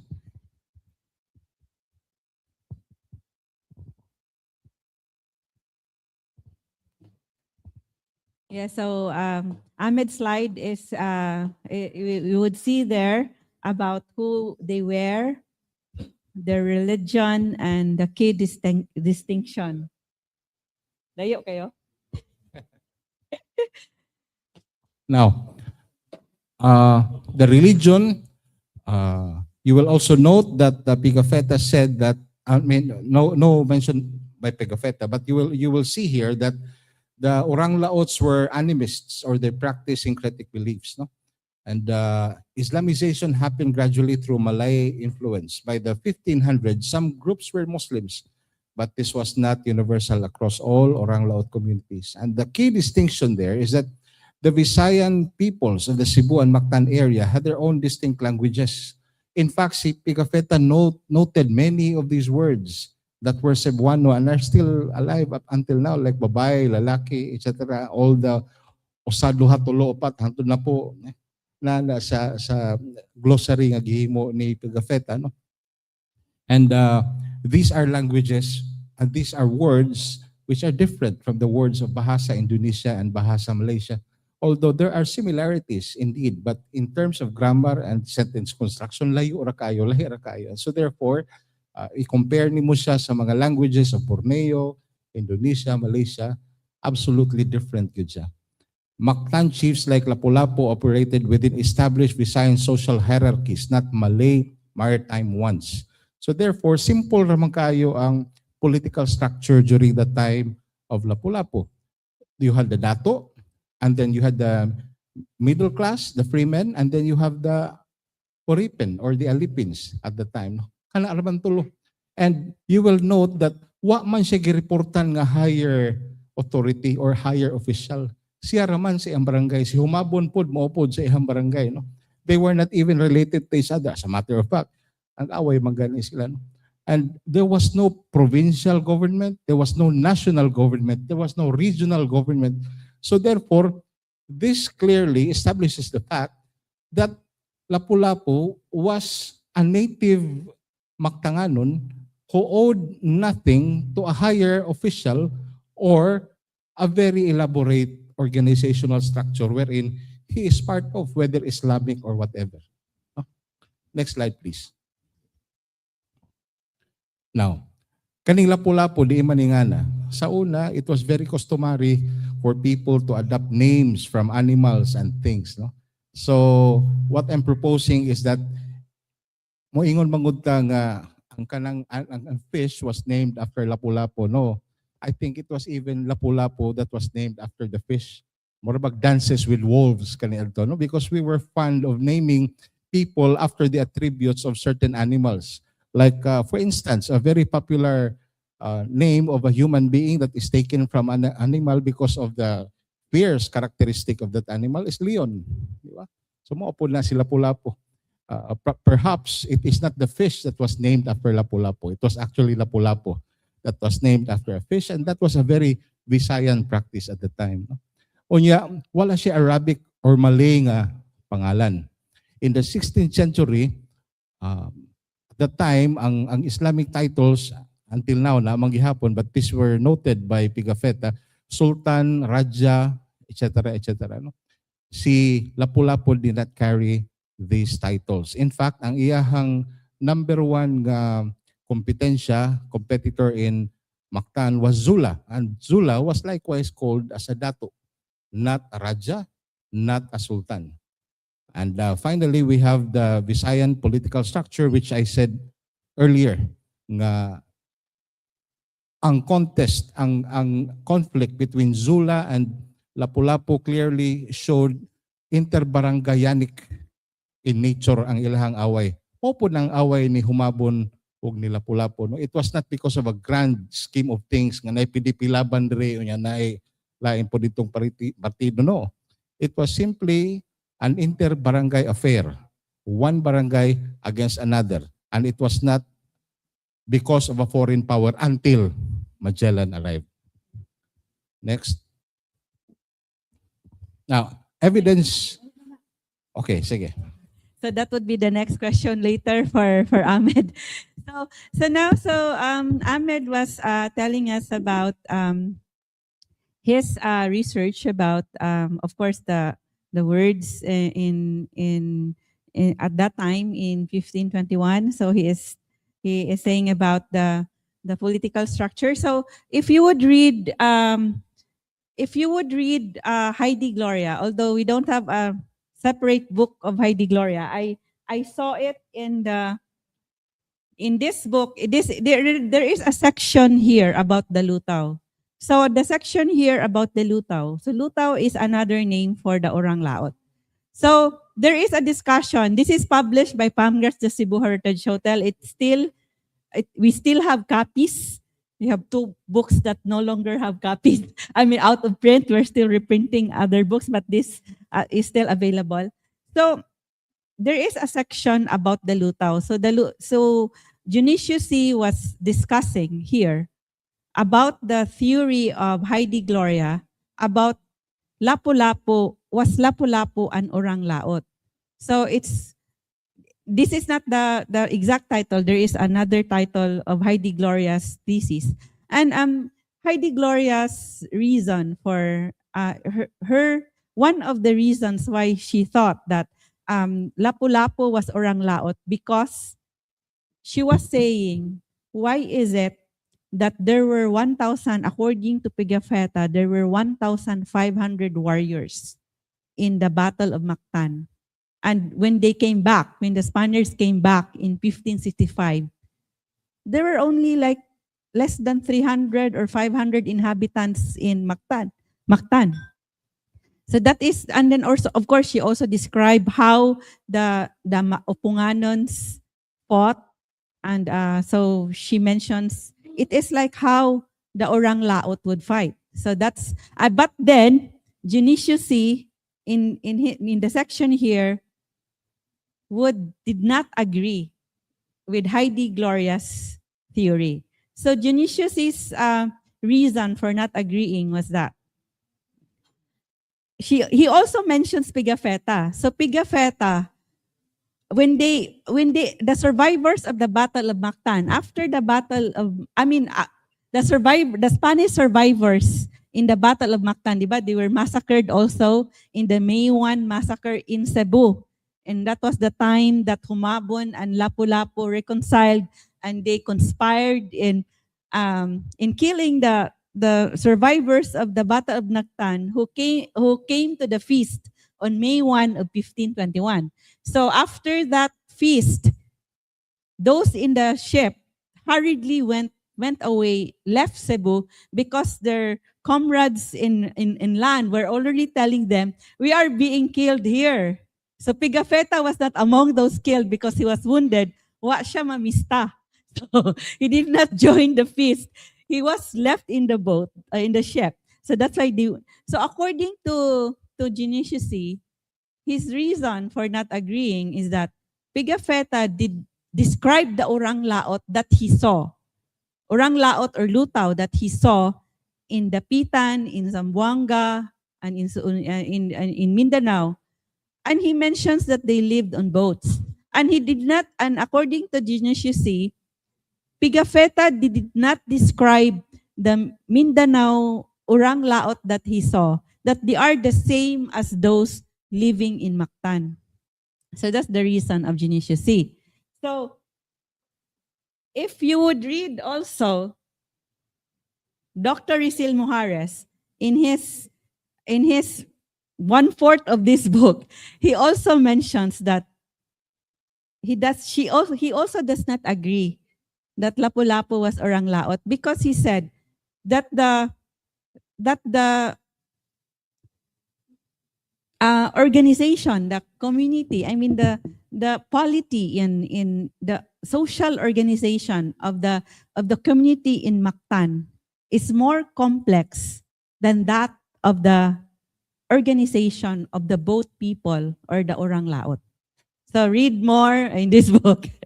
so kana siya, no? So namin mga reaction, daghan na kay reaction online, so we would read your reactions later. So now we would like to ask Ahmed, right, regarding the Battle of Mactan. So we already know that our ancestors in the Visayas were kanang called to be like raiders, or they have the pangayaw method. They would raid other places. And why did Lapu-Lapu choose to defend Mactan instead of employing the pangayaw tactic? Pangayaw is like the raiding or the fighting of our ancestors, the tactic of flight when facing a superior enemy. So we would have Ahmed. Yes, thank you very much. Yes, pangayaw, duha man nakabuok aspect, no? One is the raiding, no? Masukol gyud ba? Ikaduha is the flight, which is more convenient, especially when they face an enemy that is far superior. In this case, si Magellan was very superior in terms of weapons, in terms of arms, no? Let us remember that at that time, Spain was the superpower of the world, no? Sila mo'y kinangilngigan, na sila mga kanyon, mga galyon, na sila pusil at that time. This was 1521, but they already had muskets. Unya, naka-armor yun sila and all that, no? And yet, si Lapu-Lapu was brave enough to really confront them. Wag yun siya mahadlok, and in fact, ang ilahagan ni mga armas, katurang mga bato des baybayon, katong mga walisi nila, unya na sila mga pana, na sila mga bangkaw. Mao ra gyud ilaha. Unya ilang kunta, nagkanyon, naggalyon, nag-armor, nagpusil. Pero gilupig nila si Magellan ug iyang mga tao. Why is this? Why did he not run away? Which would have been typical among the tribes of the time.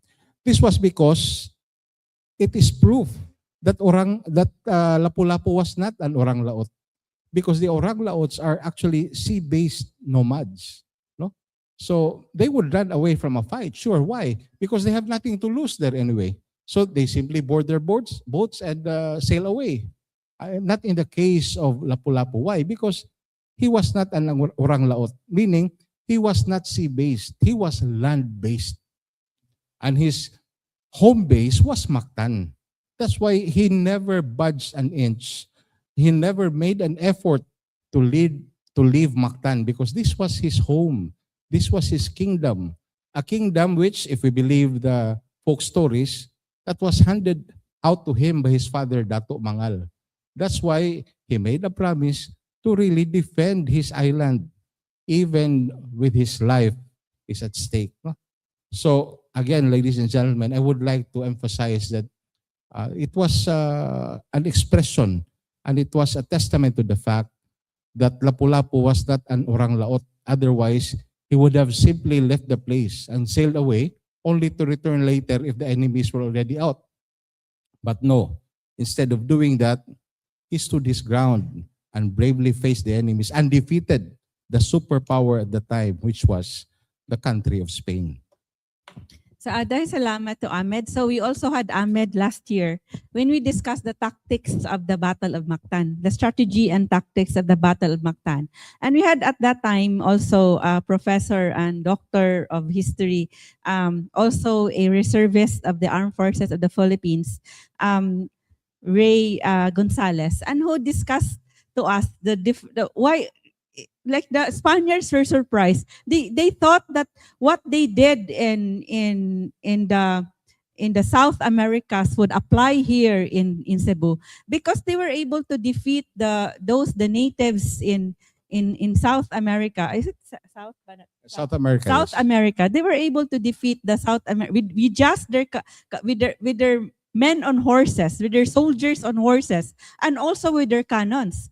But the Mactan people, the Cebu people, like they also had cannons, and they were not scared of cannons. And they, of course, we know that we had trade also with China at that time. So there was already the gunpowder at that time. We had the ancient lantaka. We have also our own version of the cannons at that time. I think the 𝗬𝗪𝗪 also have this. And so it was discussed. You check although Facebook already deleted our live, but it's still in our YouTube channel. It's Away Military Tactics of the Battle of Mactan. We had that last year. So I would like to share with you 𝗍𝗪 𝗪𝗀's discussion about what the Mactan warriors did. So they, according to 𝗍𝗪 in this book, the typical forms of warfare, the pangayaw at that time. So there were two: raiding from the sea to weaken the enemy. So they would shoot arrows or other arrows and to the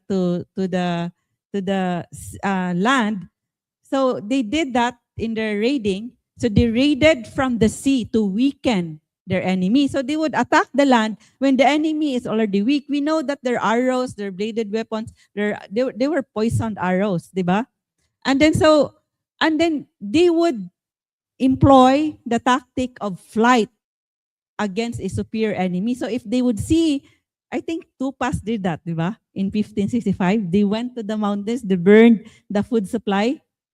They did not engage the Spaniards in 1565. Although the 1521, April 7, another historian described it that the natives were already in battle formation when, even if the Spaniards, I mean Magellan, did the shock and awe, they actually kanang had cannons. They exploded cannons as they docked in the ports of Cebu in April 7, but the Haraho Mabon already knew that the Spaniards were coming, because according to some historians, they were already emissaries, because the guides, the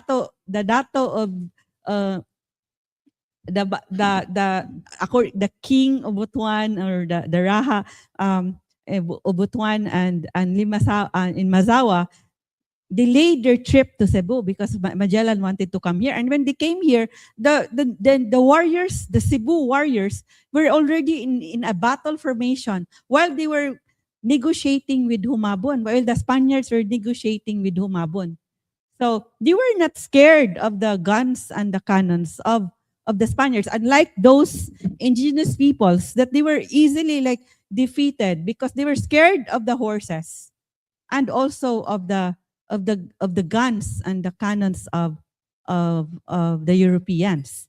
So according to 𝗍𝗪, Dr. 𝗍𝗪 here in this book, LapuLapu opted to face the enemy instead of flight, to defend Mactan's strategic location for local and international shipping. So LapuLapu did not employ flight. Wala siya mudagan.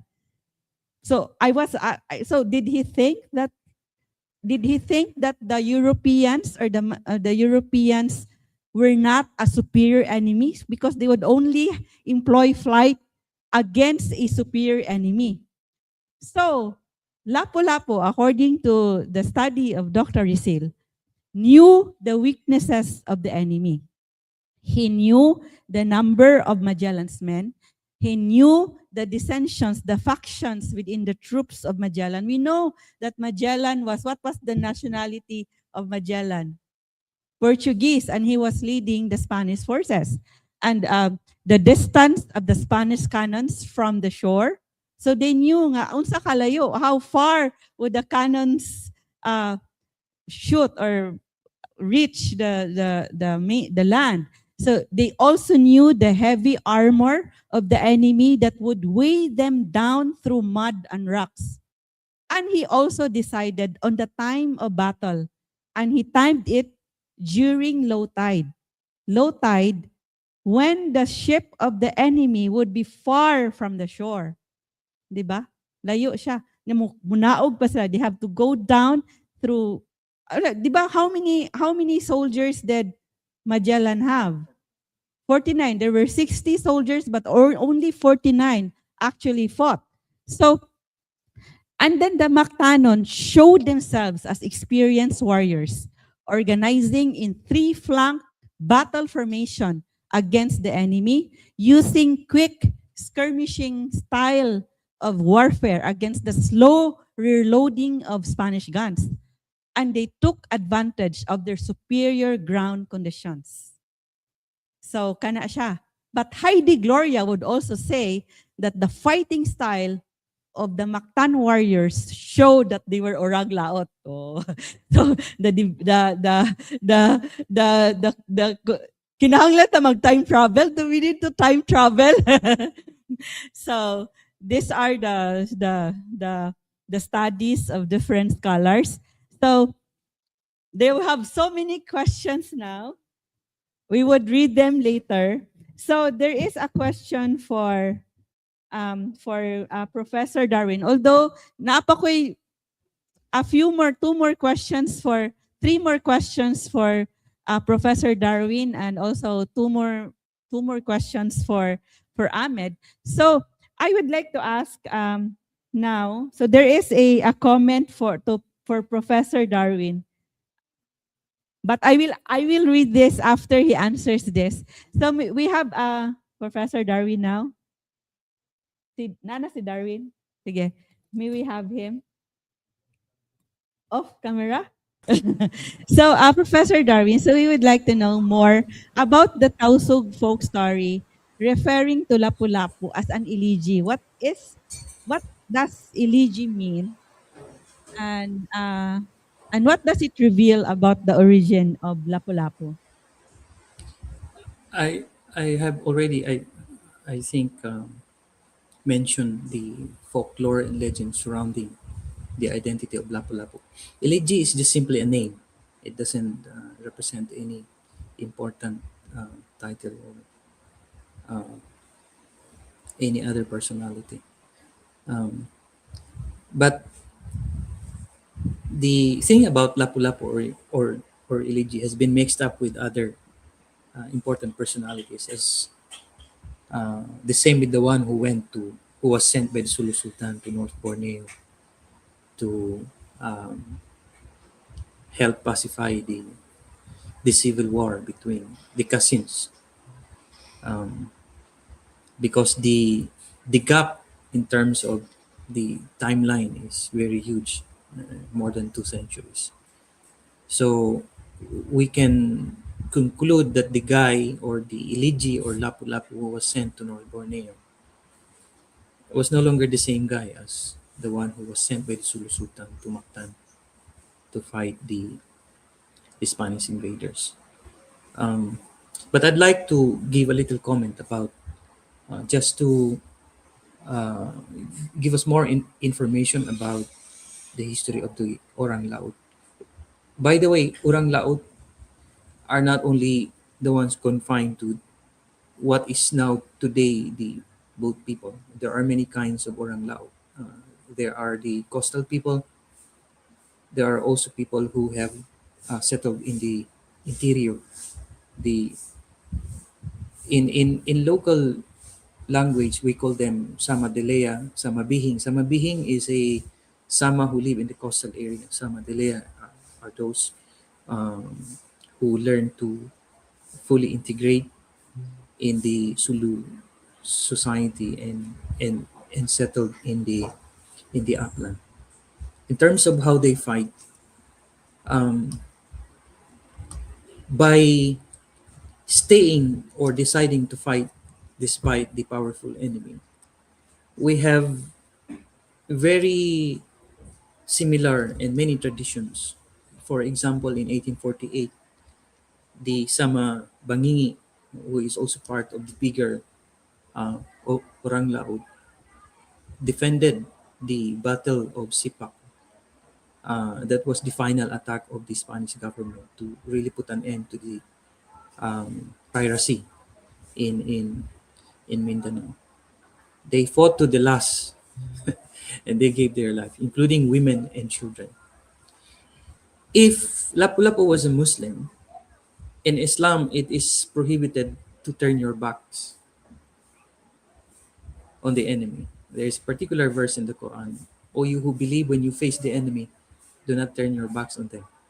Because turning away from the enemy by running, unless it is for a matter of strategy, for example, is a form of polytheism. Because when you fear the enemy, it is tantamount to worshiping your enemy. And that is polytheism. That is worshiping other than God.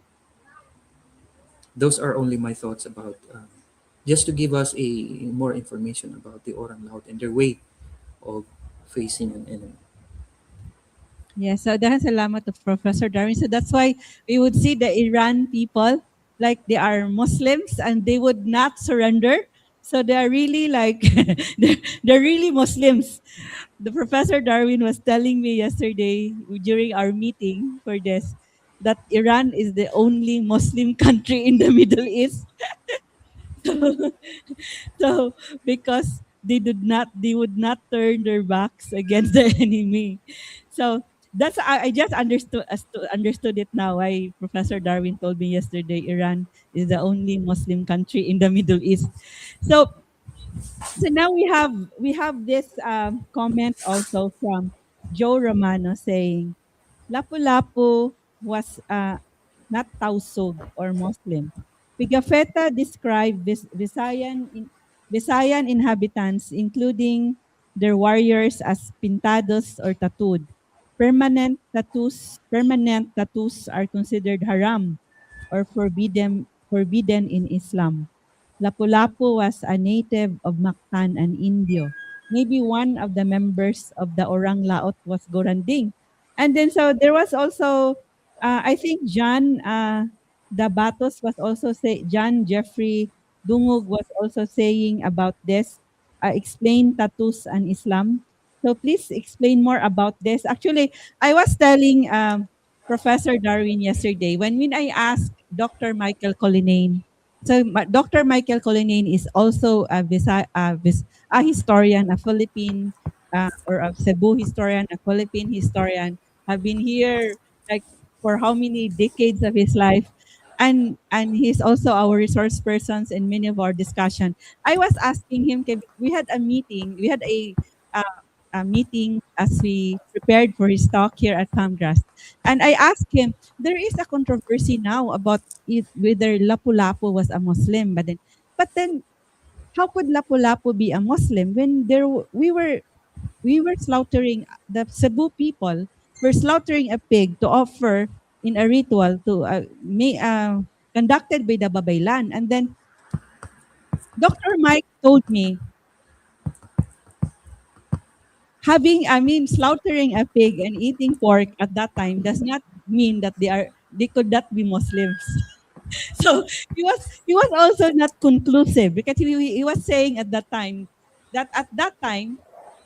there were Muslims who would eat pork, although Professor Darwin like strongly disagreed about this. But for Dr. Michael Collinane, like 3 years ago, was telling me that he was not also conclusive that Lapu-Lapu was not a Muslim. And then I also told Professor Darwin, he gave me a book about the Chris in Philippine history, and I saw the raids that the Muslim people did in different parts in Visayas and Luzon, and it was described that they were cutting parts of the body of the enemy or those that they attack. And that's I told Professor Darwin, that's the way Visayans fought. In pre-colonial times, they believed that if they cut a part of the body of the enemy, the that the power of the enemy would transfer to them. That's the Visayan. When I was asking Professor Darwin, were those Visayans in the troops of the Islamic? Because he was telling me that Islam would not cut any part of the body. So, sige, Professor Darwin, please explain to us about the tattoos and about these practices. It's true that tattoos are haram in Islam, but in those time, particularly the period where there was a slow transition between the old traditions to Islam. There were even early Muslim converts in that particular period of time who had tattoos because they belonged to the previous uh, religious tradition. And even there was, when I read 𝗂𝗶𝗃𝗃, I also had a conclusion that LapuLapu may not have been a Muslim because he had tattoos. But then even until 1930s, despite Islam has been uh, introduced several centuries ago, tattoos still remain popular even among the Muslims. So it cannot be a way to conclude that LapuLapu was not a Muslim because he had tattoos. It could be LapuLapu belonged to the period where there was a smooth and slow transition from the old tradition, religious tradition that is pre-Islamic to that of the Islam, because the spread of Islam to Luzon and Visayas was very slow. There was no imposition of Islam to Visayas and Luzon, despite of the fact that there was a powerful Sulu and Maguindanao Sultanate. In terms of cutting limbs, for example, of the enemies, it's also prohibited in Islam. Islam is the rules of war, and one of those rules is not to cut or mutilate the limbs of the enemy. But then again, we have a pre-Islamic culture that sometimes manifests at times when our ego is being challenged, when we become so mad. Say, for example, even this practice of beheading of the Abu Sayyaf in Cebu is strictly prohibited in Islam. But then again, Islam does not dominate our entire life. There are times when we are so driven or pushed to wall that we are forced to fight. Sometimes culture becomes more dominant than our faith. Thus, the practice of beheading, cutting of some parts exists. Dahil salamat to Professor Darwin. So I was actually, when I was in the office of the governor of Sulu, when we went there in 2019, I was surprised. I saw a painting about Tausug women in Sarok. And I was telling, and then dressed like how the wife of Humabon was described by Pigafetta. I was telling the governor, the Sarok is Visayan, it's Cebuano. It's described in Pigafetta how the wife of Humabon was dressed. It's just like that. The Tausug women's clothing and attire in that painting. And he told me, it's not religion, it's cultural. So si Governor Abdusakor Tan, so he was Yes. mentioning it portrays our culture, not our religion. Or is that correct, Professor Darwin? What did he say? I forgot. Did ba he answered me? We also I, use the term saruk to refer to a hat. ah, And for sure, it's not Islamic, it's culture, because in Islam, we use the Muslim veil for, or head cover for women. It must have yes, been a culture. And it could be an influence of Sulu, or it could have been a shared tradition between the Visaya people and those of the people in the Sulu archipelago. yes. So dahil salamat to Professor Darwin. I have more questions for him, like two more questions for Professor Darwin. But before that, we would like to have Ahmed. So I would like to ask Ahmed. So we have Ahmed. So I would like to ask Ahmed regarding how do you evaluate the claim that Lapu-Lapu was a Muslim? I'd like to answer this with slide number 6, please. Yeah. Here, to answer that, we have a graphic table showing the three columns, namely ruler, religion, and evidence in sources. Again, this is based on the writings of Pigafetta, the only eyewitness to the Battle of Mactan, no? And of course, he was also the chronicler of the Magellan expedition. Here we can see that Humabon of Cebu was an animist, meaning he worshipped things like objects and material things, which believers say possess spirits or life force. Pigafetta said that he was not a Muslim and that he was converted to Christianity by Magellan. The rulers of Brunei, on the other hand, was described by Pigafetta as Moorish, a term used loosely by Europeans at the time to denote Northern American Moors or Muslims. By the way, the term Moros is where we get taken from the word Moors, no? Meaning Muslim.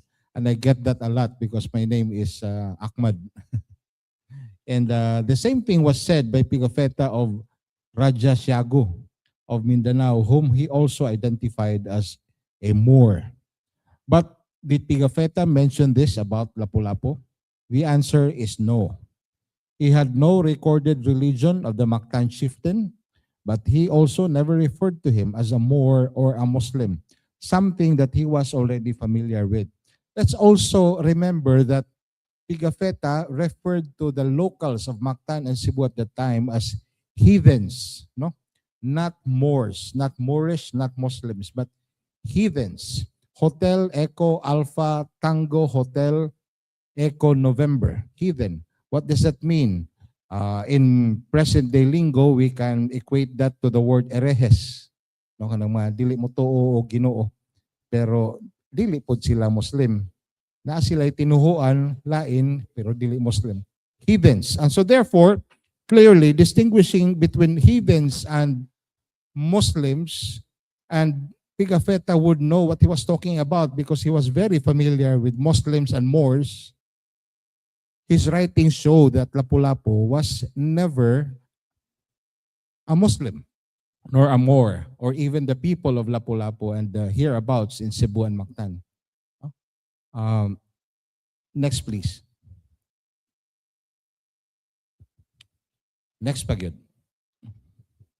So, therefore, this is what my verdict is, no? Based on the evidences presented, I respectfully conclude that, number one, Lapu-Lapu's identity as a Visayan is confirmed. Number two, there is no evidence showing that Lapu-Lapu originated from Borneo. Number three, there is no evidence either that Lapu-Lapu was Islamic.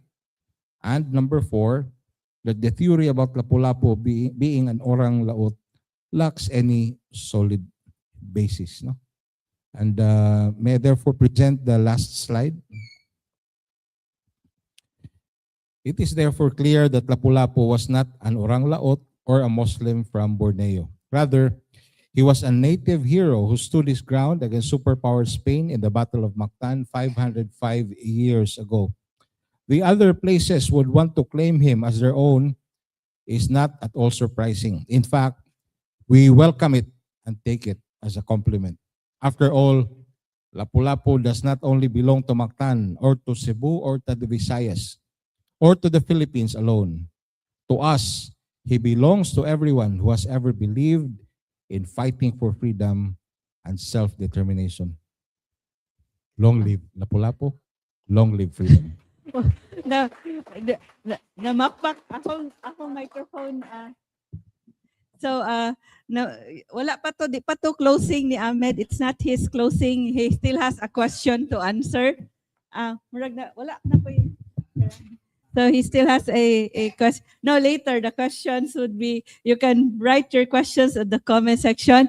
So so there are other questions here. So if you would read this book, The Feast of the Santo Niño, Dr. 𝗟𝗪𝗓 also described the belief system of pre-colonial Cebuanos.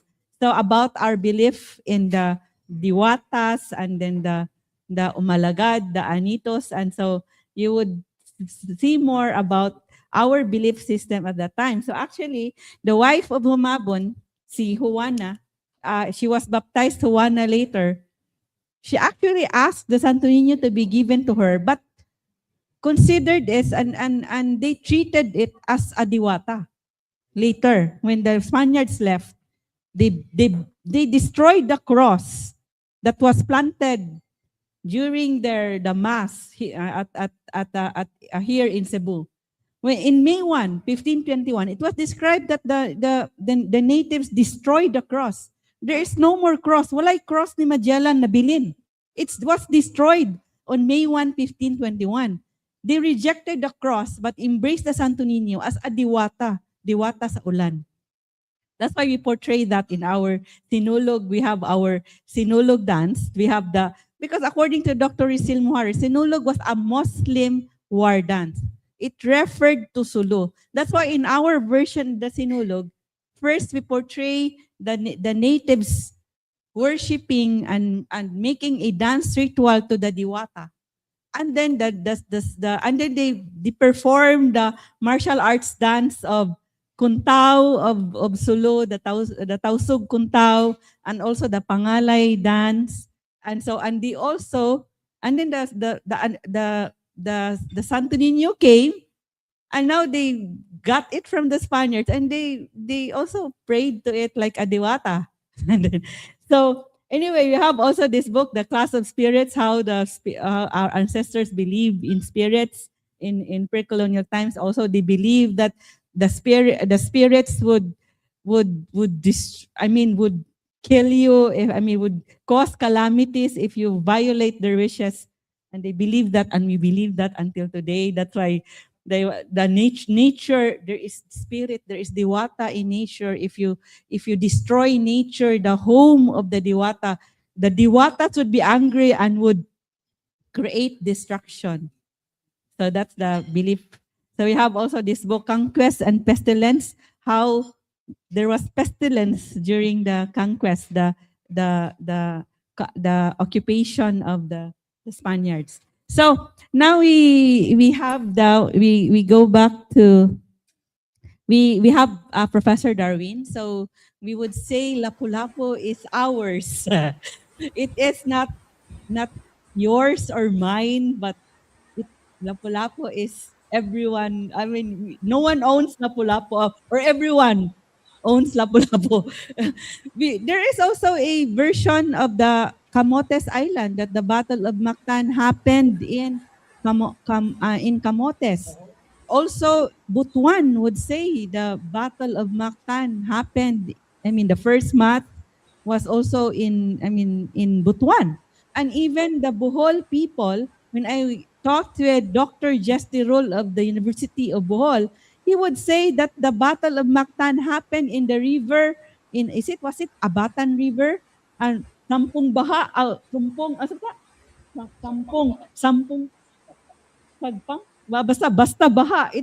And so we would like to ask Professor Darwin regarding how has LapuLapu served as an inspiration for Islamic Mindanao communities in their struggle for self-determination. We would know that the Sultanate, so please explain more about the Sultanate because people are asking about the Sultanate. So the Sultanates of Sulu and in Maguindanao were the ones who really resisted and who were not occupied, although there were peace treaties.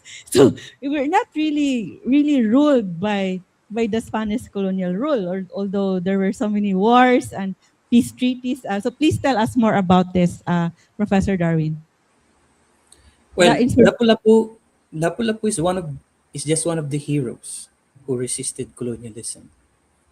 He does not really occupy the pinnacle or the embodiment of resistance.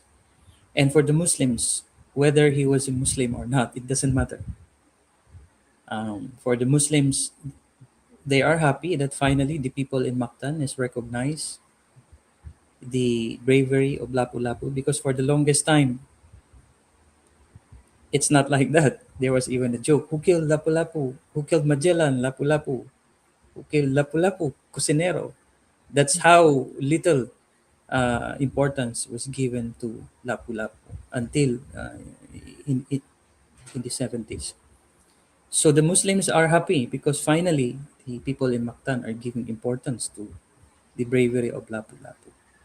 And his resistance to colonialism is something that we shared with the Muslims. It's something that a unifying culture about a particular history when we stood our ground to defend our freedom.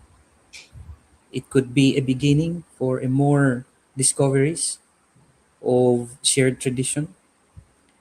And I would happy to look forward to more findings about, say, for example, his graves in Mactan to further validate the claims that he was really a local hero. Recently, my colleague from the Bangsamoro Commission on the Preservation of Cultural Heritage um, got a communication correspondence with some natives of Mactan claiming that they were descendants of Lapu-Lapu.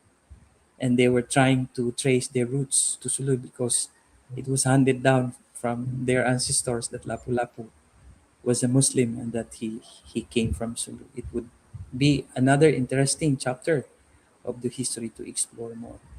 But I would like the natives also to do more studies in terms of where are his descendants? And if he is a native, can we find out the location of his grave, for example? Did he die in Mactan? If so, can we trace his grave? But again, like I said, it doesn't matter to us because in that particular period of time, religion was not an issue. The Orang Lao tradition of see as unifying all people in the ASEAN region is something that has influenced the early ancestors of the Visayan and the people of the Sulu archipelago, that religion was not an issue. If you trace back the maritime trading activities, Raja Humabon had a Muslim advisor and it was not an issue. Mindoro king sent tribute to China in 1405 and the one who led his mission was a Muslim. It was not an issue. The Muslims who came to influence the Visayan region did not impose their religion because religion was not an issue. Religion was embraced by the Muslims in a natural process of interacting with those people of higher civilization. So again, we are happy that the people of Mactan finally recognize the resistance of Lapu-Lapu against colonial invaders. It is something that we share as a warrior tradition. So, dahil salamat, Professor Darwin. So, there is a question here regarding the grave. So, from this is a very long question, but I would just like to read a few lines from the question from Raj Garcia. I would like to ask Professor Darwin of what specific paper and author, masyaw ni mo ni, Raj, ang kang Raj, a author that support the claim that Lapu-Lapu's grave was found in Basilan. Especially early accounts do not mention his death or burial. And it would help clarify, it would be helpful to clarify this, as assertions of this scale would ideally be supported by credible and verifiable sources. Yes. And then there is also another question from Carmelita, also a tour guide from Flag. Is it possible to trace the DNA of Lapu-Lapu? So, so there is a question regarding, is there a reference material for regarding the grave of Lapu-Lapu? And second, is it possible to trace the DNA of Lapu-Lapu? Sige, Professor Darwin. It's a very challenging questions about the DNA. But going back to the grave published materials, there is none yet. It's a work in progress. In fact, the proponent of that discovery, former Congressman of Basilan, Jerry Salapuddin, who also established the Basilan Historical and Cultural Society, he actually reached out to the National Historical Commission to request for further studies and even archaeological excavations.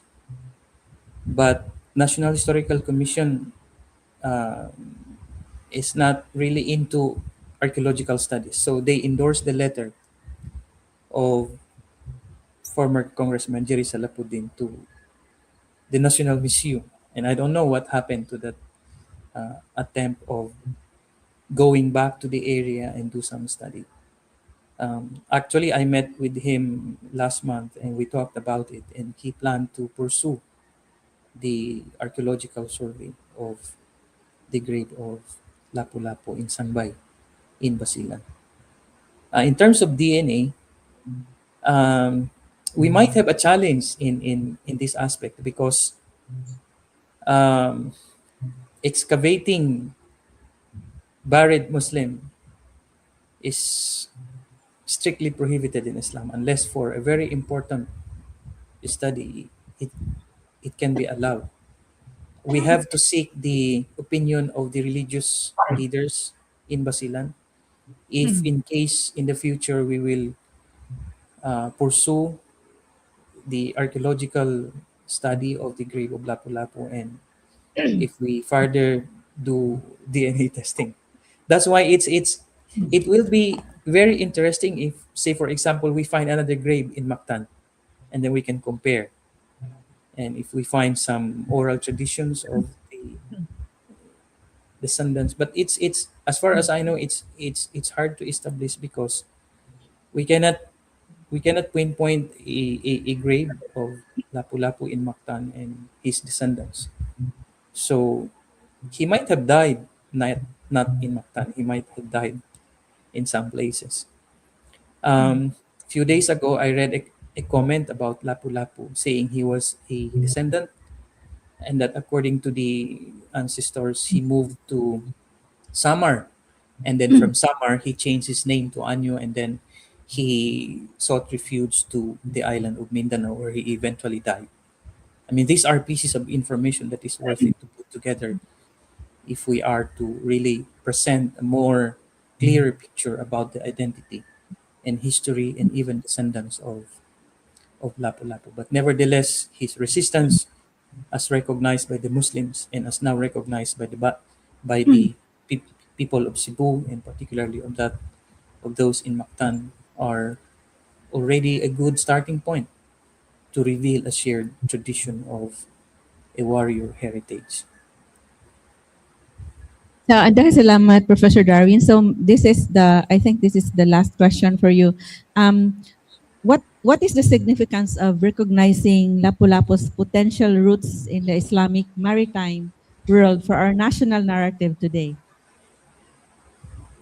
You have to go back to how our history was invented by the Spanish government.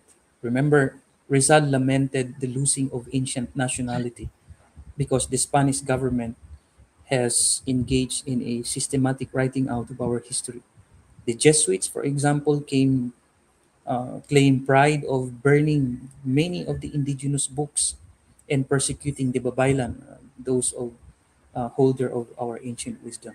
So that at the end of the Spanish colonial period, Rizal lamented that we have lost entirely our ancient nationality, which is that of the Malay roots.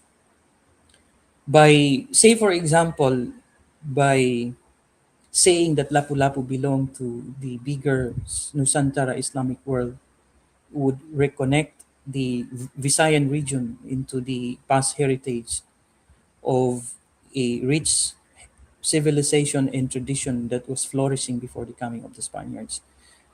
It's a way of fulfilling Rizal's project of regaining the ancient nationality. Remember, during the last part of Rizal's life, he engaged in the study of Sanskrit, Malay. Maybe if he was given more time, he could have also studied Arabic in his attempt to regain the lost ancient nationality. Because when the Spaniards came, we were cut out from our root, from our ASEAN root, and our tradition and mentality and even religious tradition was aligned to that of the West, something that we were not accustomed to. That is why for the Muslims, recognizing the resistance of Lapu-Lapu against foreign invaders could be a beginning of further questioning the legacy of Spanish civilization in the areas of Mactan and in the entire Cebu area.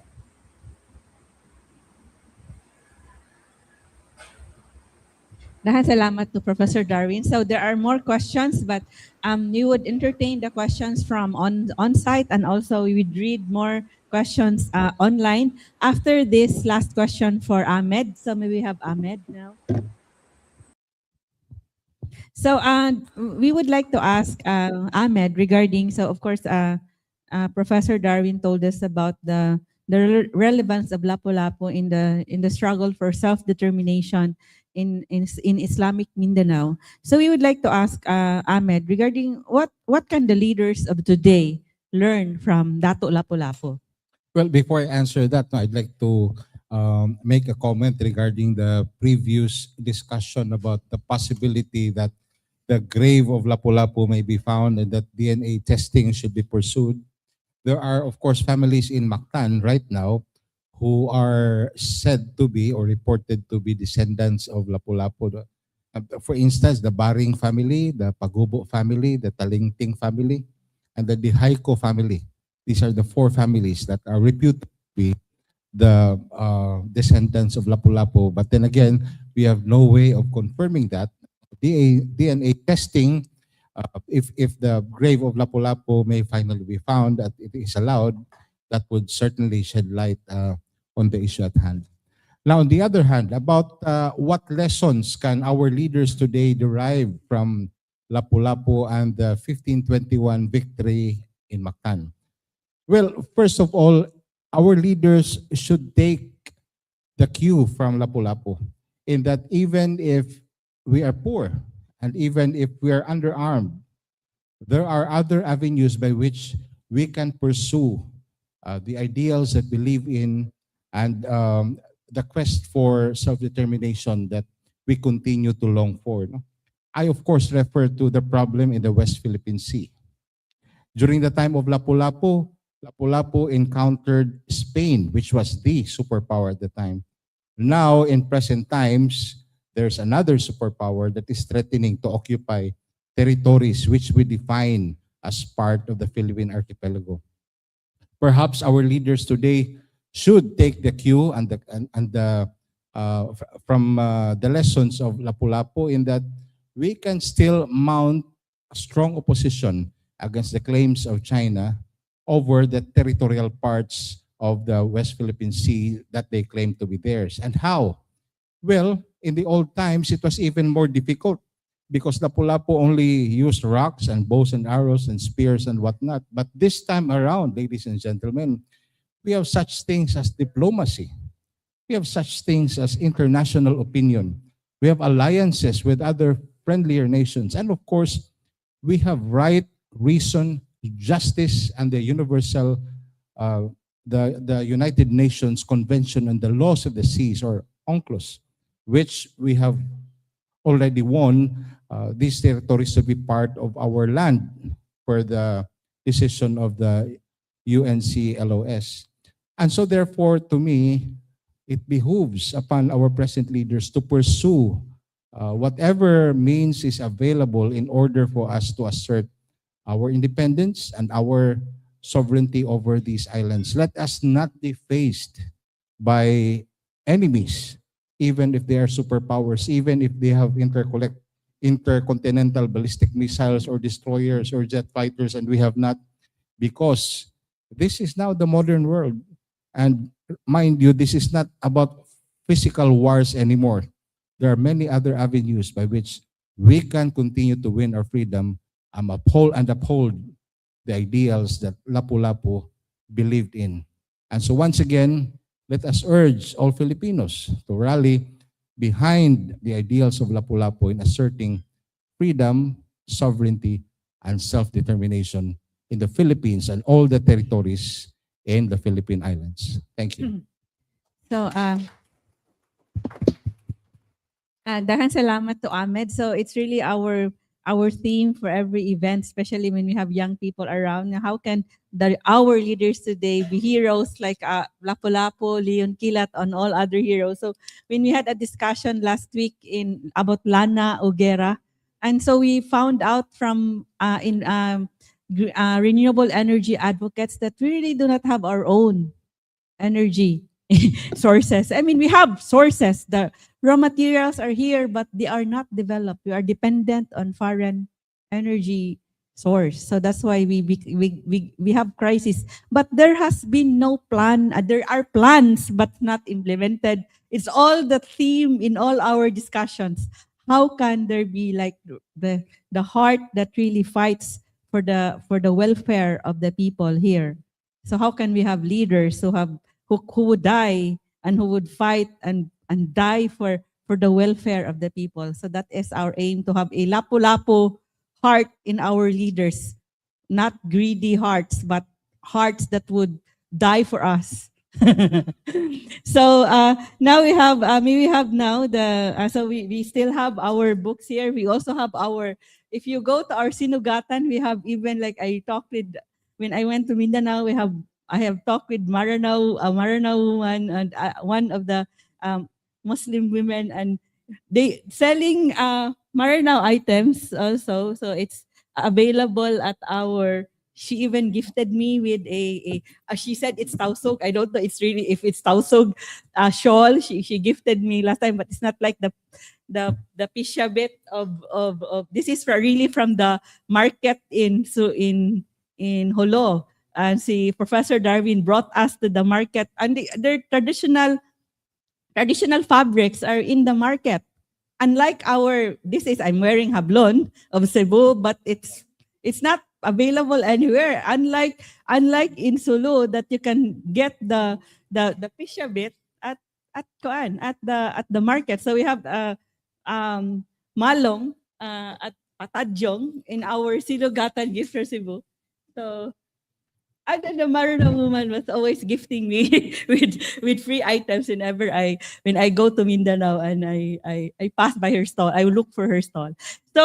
So we also have the books here, the Battle for Cebu, and this is now the American period when our revolutionaries who were inspired by Lapu-Lapu fought against the Spaniards and fought against the Americans. So this is also available available at our basahanan. We have the book from the ADHICA, the organization of historians in the Philippines.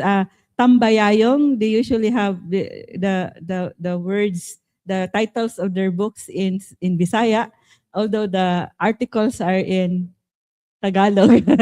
And so it's Tambayayong, the mutual aid system of our ancestors that are still going on until today in rural areas in the different parts of the archipelago. So now we will have the open forum. So it's time to, so we would like to ask you to, may we have everyone, our resource persons, Professor Darwin. So may we will invite you to go to raise your hand, those on site who would like to ask a question. Introduce yourself, from which organization or place if you don't have an organization, and please give your question in 1 minute. Natay timer there, 1 minute ra question and reaction, ha. So kisay una yes.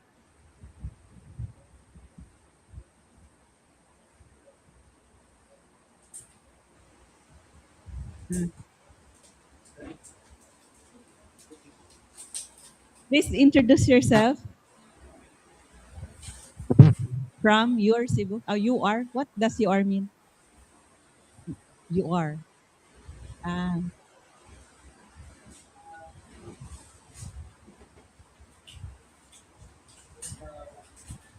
Naon na.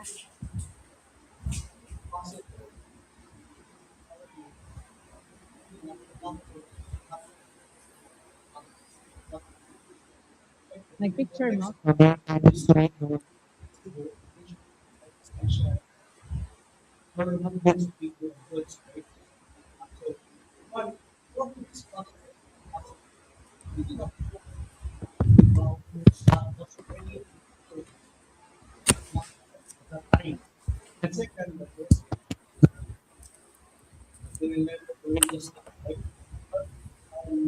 he was also not surprised Spanish came with all the government. And I was thinking, at that time, 1521, 15 years before, the Portuguese really came to and motor technology was not something limited to the Europeans at the time. All some Southeast Asian states already have gunpowder technology, and the Portuguese have similar technology. Cebu. So maybe perhaps Madres is probably in Lapu. They turned away because they already got this information through intermediaries that the Portuguese, when they came and conquered Malacca and all these maritime routes, they were able to get them. Your name is? Mike. Daghang salamat, Mike, for your reaction and question. To whom do you address your question? It's not a question. Anyone? So may we have? So I think Mike is trying to. He wants to kind of reconcile both theories. So he would say. So his speculation is that could Lapu-Lapu be orang laot and did settle in Mactan. So what's your opinion about this, insight about this to Professor Darwin? You'll have Professor Darwin first. Did you hear the discussion, I mean the comment of Mike? Hindi po masyado, but the assumption that he was an orang laut and came to Cebu to settle could be also another possibility, because the orang laut was widely scattered in many parts of the Southeast Asian. They were everywhere in Sulu archipelago, in Zamboanga. They were widespread in the Eastern Java. It's not a theory that cannot be also considered. But yet again, for us, whether he was a Bornean or orang laut or somebody from Sulu or native, it doesn't matter.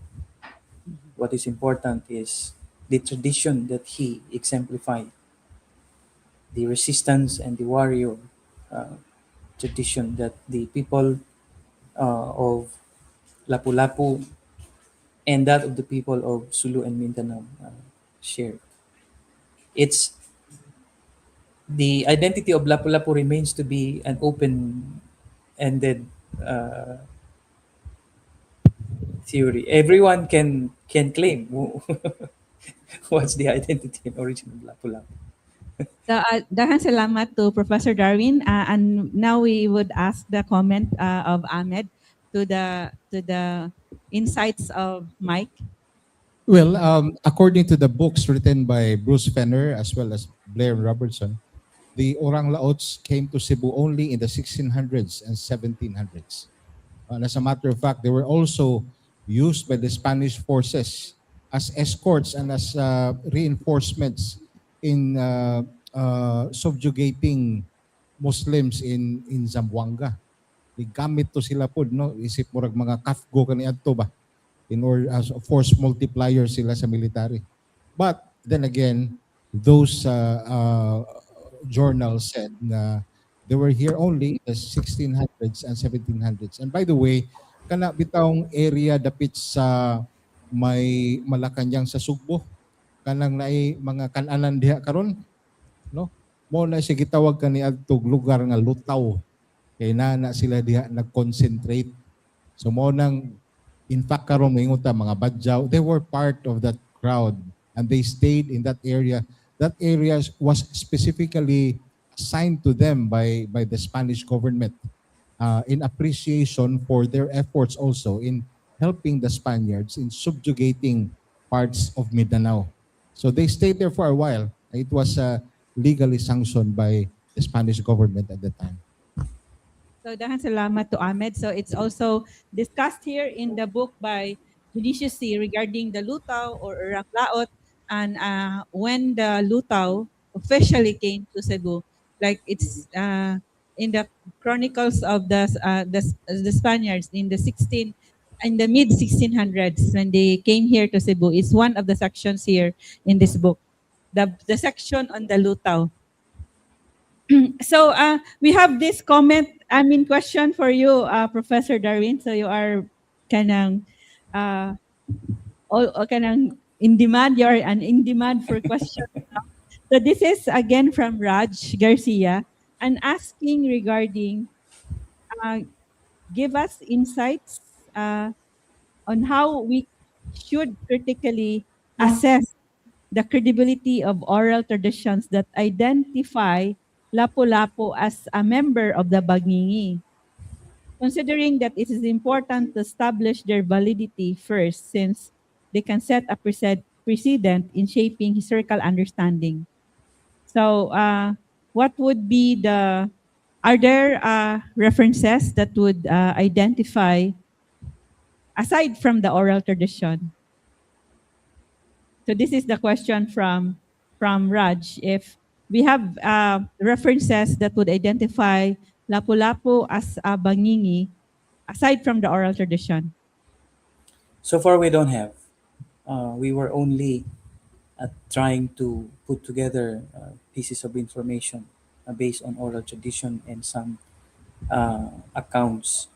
But relying, relying much on oral tradition is not as strong as and credible in establishing a authentic facts, because like I mentioned, there are tendencies in oral tradition of mixing personalities. The one that I mentioned earlier, Lapu-Lapu was identified with the same elegy who was sent by the Sulu Sultan to North Borneo to help pacify the civil war between cousins. But again, oral traditions cannot also entirely be neglected. Say, for example, if we rely much on the observation of Pigafetta, to me, it's not a very strong sources to build the identity of Lapu-Lapu, because Pigafetta did not stay in Mactan. He was only there to observe the war. He did not, as like our anthropologists today would do, to immerse in the community, to learn the language, to observe the way of life. So I think the best way to come up with a more credible presentation is to combine oral and written sources. So what we can do probably is to look for more written sources and as well as oral traditions by the descendants of the Lapu-Lapu themselves. I'm happy to learn that there are already identified descendants in Mactan. So dahil salamat to Professor Darwin. So actually, Pigafetta did not describe Lapu-Lapu. So it's a discussion among historians that he did not describe Lapu-Lapu because he hated Lapu-Lapu. Lapu-Lapu killed ang iyang his idol, our mirror. Somebody was saying si Professor Jobers to bayot man to sila si Pigafetta. Iya man tong crush si Magellan. Okay? He killed our mirror, our light, and our guide. So we did not describe. That's why there are so many controversies now of how Lapu-Lapu looked like. Was he young? Was he old? And Ahmed would say he should, whatever his age was, he should be portrayed as a warrior, muscular, really a warrior, whatever his age was, because he is a symbol of, of the freedom fighters. So we have now the question from the Japanese tour guide. Mura siyang Japanese, but he's not. Bisaya ni siya, but he speaks Japanese. Introduce yourself. Introduce yourself.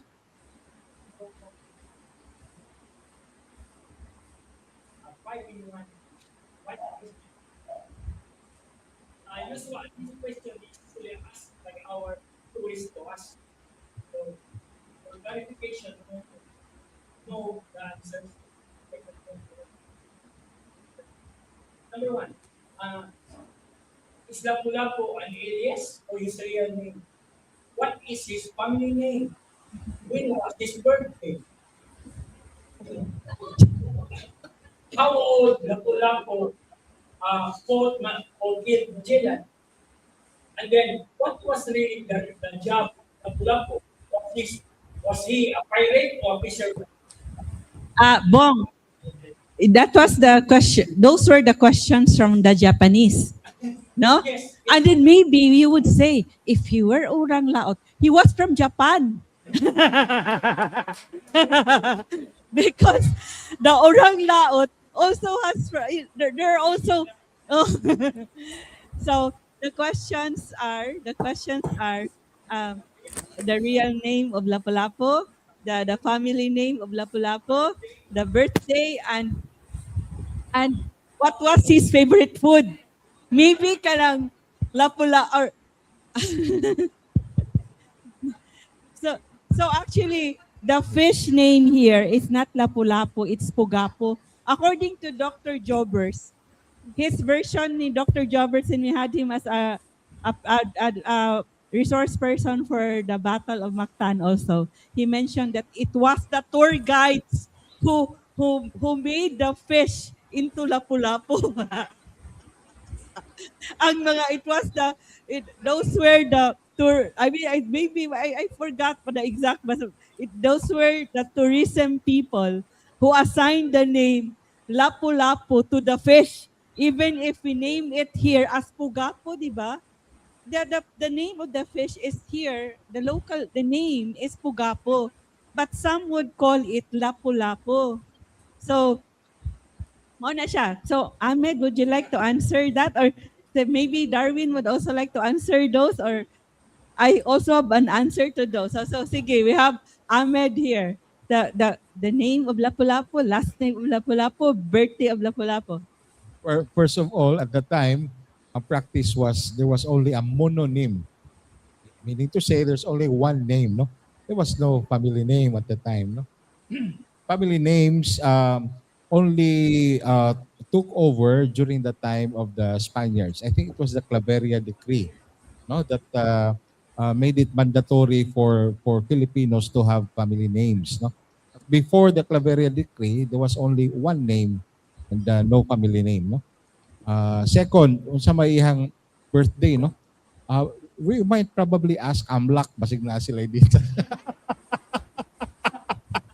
Pero honestly, we don't know that, no, because the records of Pigafetta did not mention o kano sa iyang birthday. Basig mangutana po ko sa favorite color. And number 3, of course, wa takhibaw siya birthday, so wa po takhibaw siya edad, no?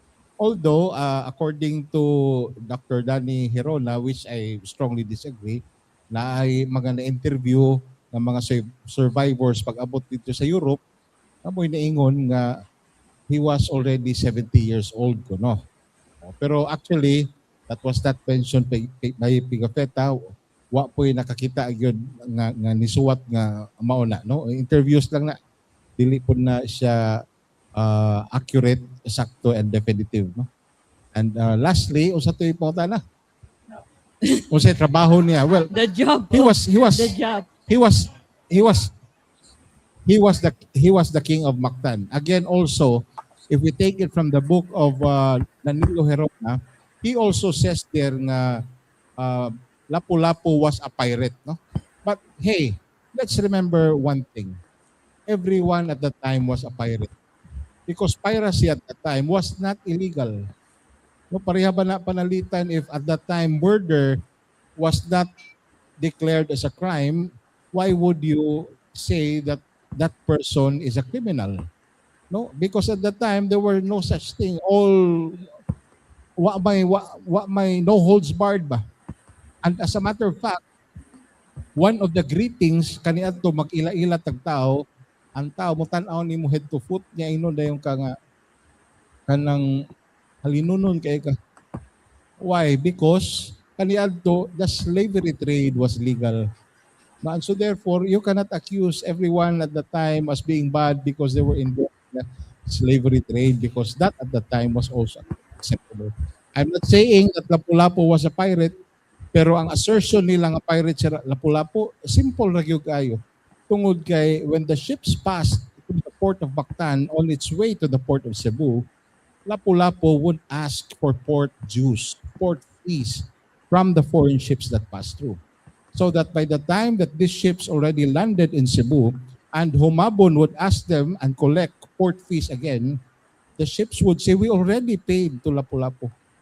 That's why Humabon was mad and called Lapu-Lapu a pirate. It was a competition between Mactan and Cebu. Remember that Mactan is more strategically located than Cebu when it comes to paying port fees because, well, you have to pass through Mactan first before going to Cebu. And that's what angered Humabon because primarily the conflict between Humabon and Lapu-Lapu was an economic conflict more than anything else. So, daghang salamat to Ahmed. So, we would like to ask also the insights from Professor Darwin regarding those questions. I can only answer about the name.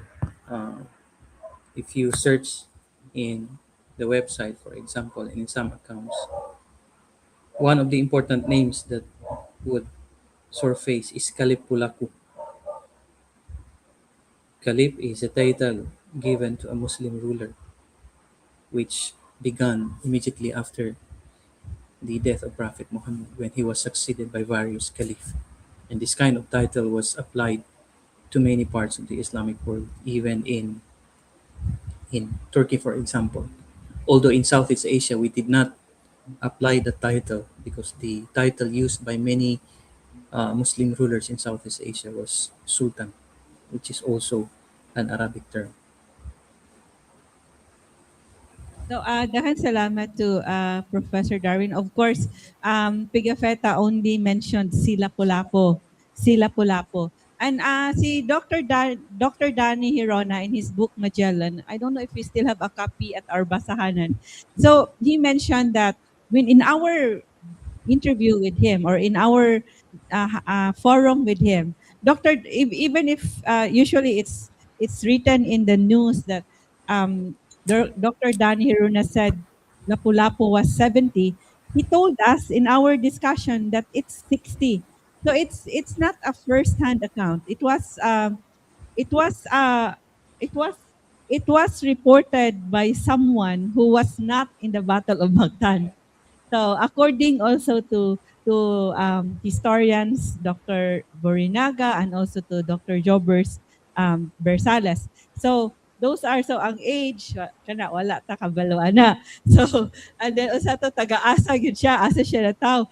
Basta kung urang laot sila Lapu-Lapu, he could be from Japan. Di ba, Professor Darwin? Ang orang laot also is in Japan. Please discuss more kay for our Japanese tour guide. He wants to know that the Japanese tourists want to know. So if, di ba, the orang laot is also in Japan? There is one theory, as written by Thomas Forrest, the British navigator, but he was also citing other sources. Yes. So, pag yun na conclusion ha. Tingaling ingno to sa imong, maybe the Japanese tourists would tell us you are spreading misinformation. If you would say Lapu-Lapu was Japanese. So we have now we would entertain the question from the last question or two more from the on-site.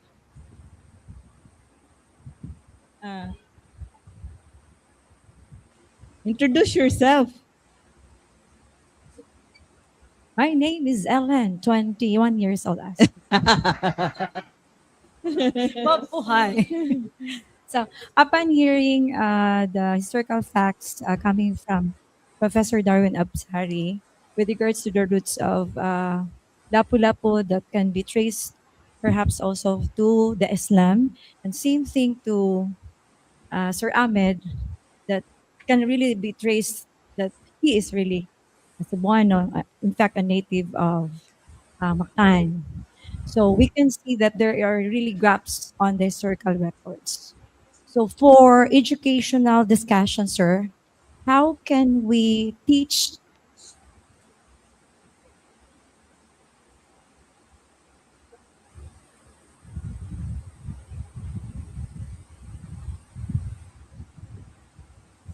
So dahil salamat to Ellen. So her question is there are different narratives and there are gaps in the knowledge about Lapu-Lapu.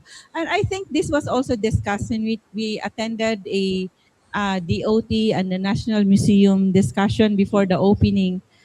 There was a what is should be the common narrative that would be given to tourists when they come to Cebu. There should be a common like kodigo or or kanang script by the different tour guides. So how do we tell the story of Lapu-Lapu to the younger generations and also to the tourists?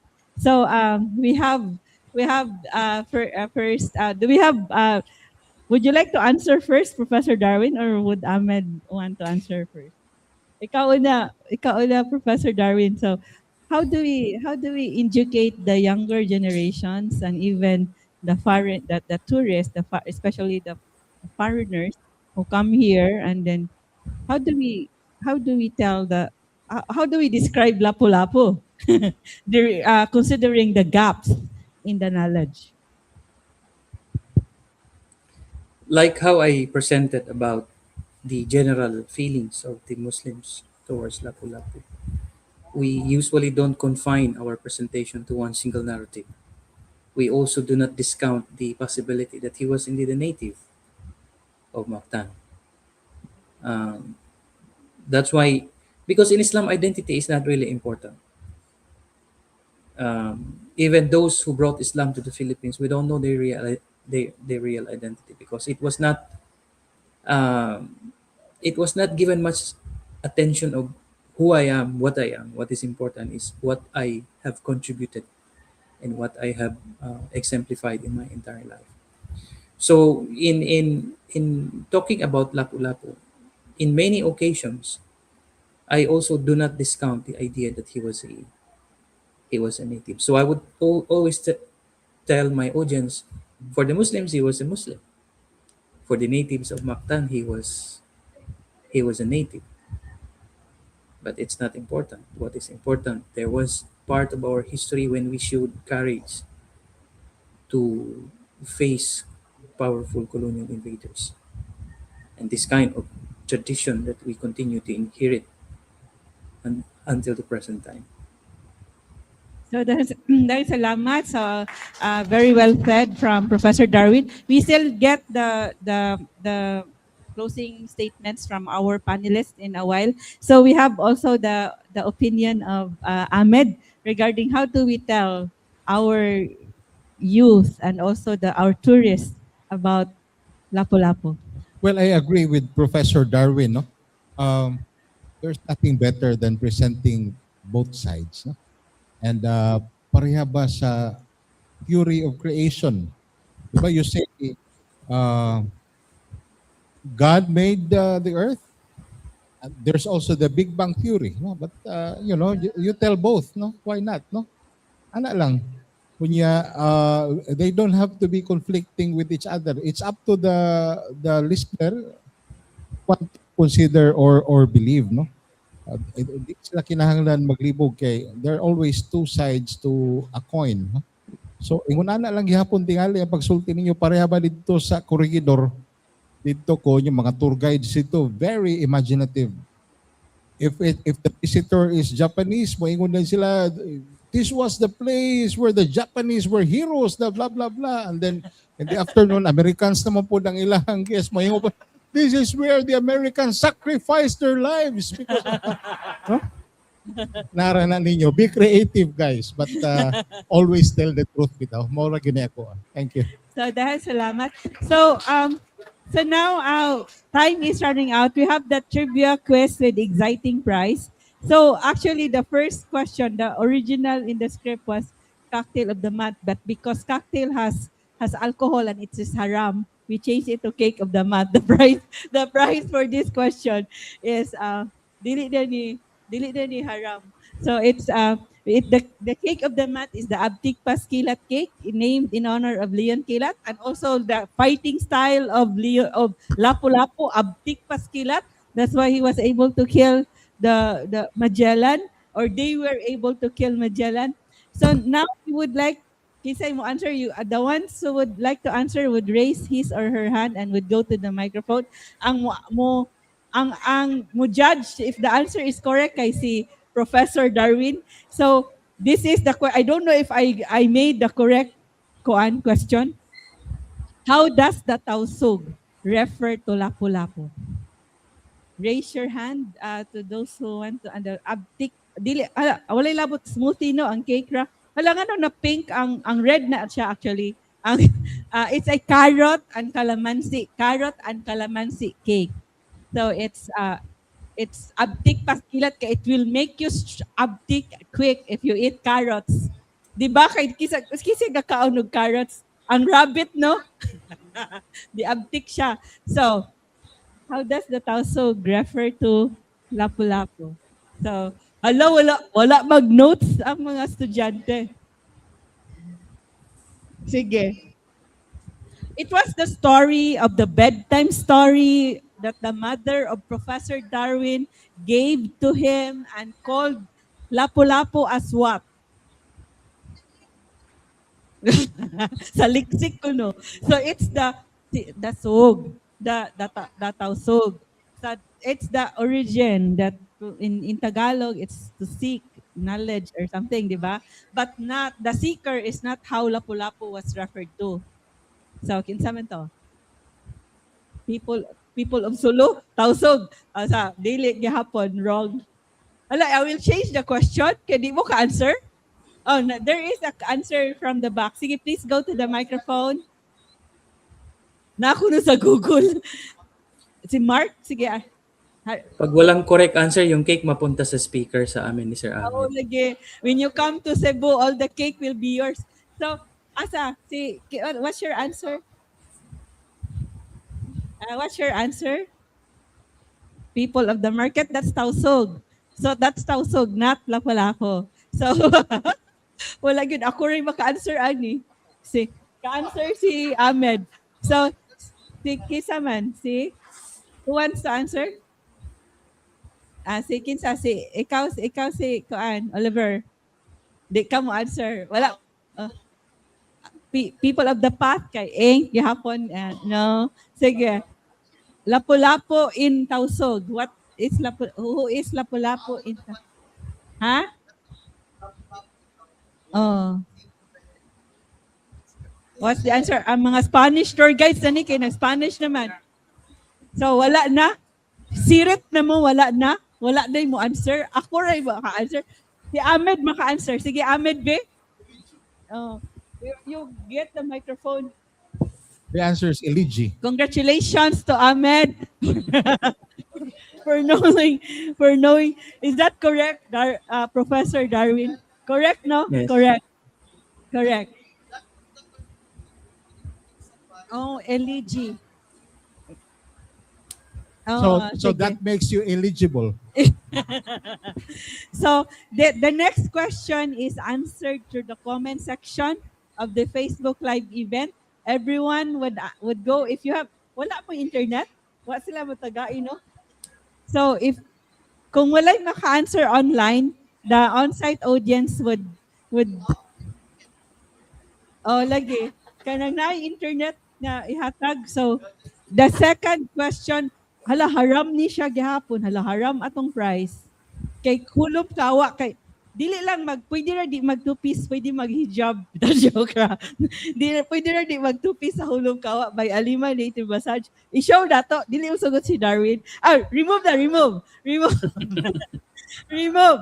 So the hulog kawa is the hot bath at our Ahardin Dagami where you would experience an orasyon by our modern babaylan. And also with herbs or flour or milk in the kawa. So, pwede ra mo mag-hijab. Pwede man dili mag-hijab, mag-beach, di ba? Unsay headgear. you have the kuan, the swimwear, the kuan, the rush guard. Pwede ra mag-rush guard in the kawa. So what is, this is the question. So what, there is actually also have sea salt bath, dinagat kawa bath. So this is the question. The question is, what is the English translation of urang laot? The comment section. Pero if you cannot, if no one answers at the comment section, we would give a chance to the on-site audience. So, what is the English translation of urang laot? Has someone answered in Iliji, Carmelita answered, and also RV. Raj is able to answer. So, I think Raj is the winner.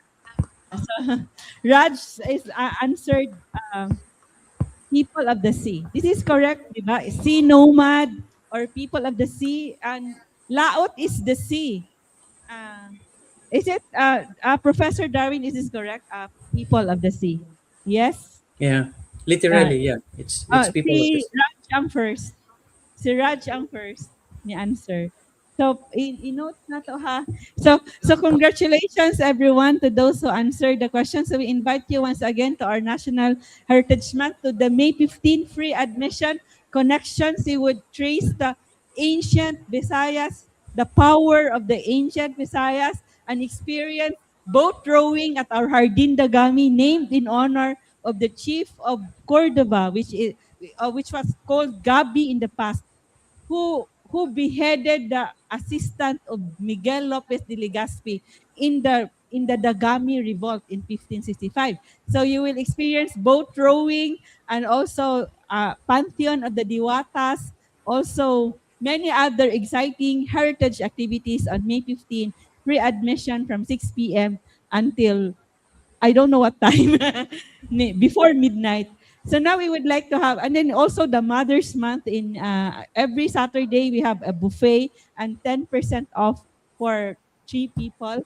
And also watch out for our other discussion. We are still getting a resource person from the one who made because flowers are very important in our culture. Di ba Flores de Mayo happens in May? But then we would trace that in the lumay is actually made of flowers. And so the belief that the flowers have magical powers, di ba the karosa with flowers, people would get it, and we saw that in churches. And so we would be discussing about the magic of flowers in the end of May. And we're getting the scholar, I mean the history professors, the writers who wrote an article here in 𝗤𝗏𝗄𝗏 about their study about the belief in the magic in the flowers in the karosa. So anyway, that would be May 30, but watch out for our, and we have discussions about our heritage architecture with also an art with Professor 𝗂𝗏𝗏 of UP in June, and watch out for more discussion. So now we would like to have the closing words from our resource persons. Today, first we will have Ahmed Quizon. So for the closing words. Yeah, let's all remember the lessons of the Battle of Mactan and take stock of that in our struggles, not only in the West Philippine Sea, but also in the trials that we are experiencing now, especially with the energy crisis and all that. So let's stand together and be united, just like LapuLapu and the people of Mactan at the time. Secondly, I would like to thank Palmgrass Heritage Hotel for always conducting this forum, which has been very beneficial to all of us who are students of history. And of course, special thanks to my fellow outstanding Cebuano awardee, Miss Agripina Givelondo, for always initiating these talks. And I hope that the viewers, especially those online and the students, will learn a lot about the history of Cebu and the history of the Philippines in this gathering, so that we'll be able to move forward confident of where we have been, proud of where we are now, and optimistic as to where we are going. Daghang salamat, ngayong hapon. Daghang salamat to Ahmed, and we forgot to mention it in his and when we introduced him that he was also an awardee of an Outstanding Individual Award of the Cebu City Government.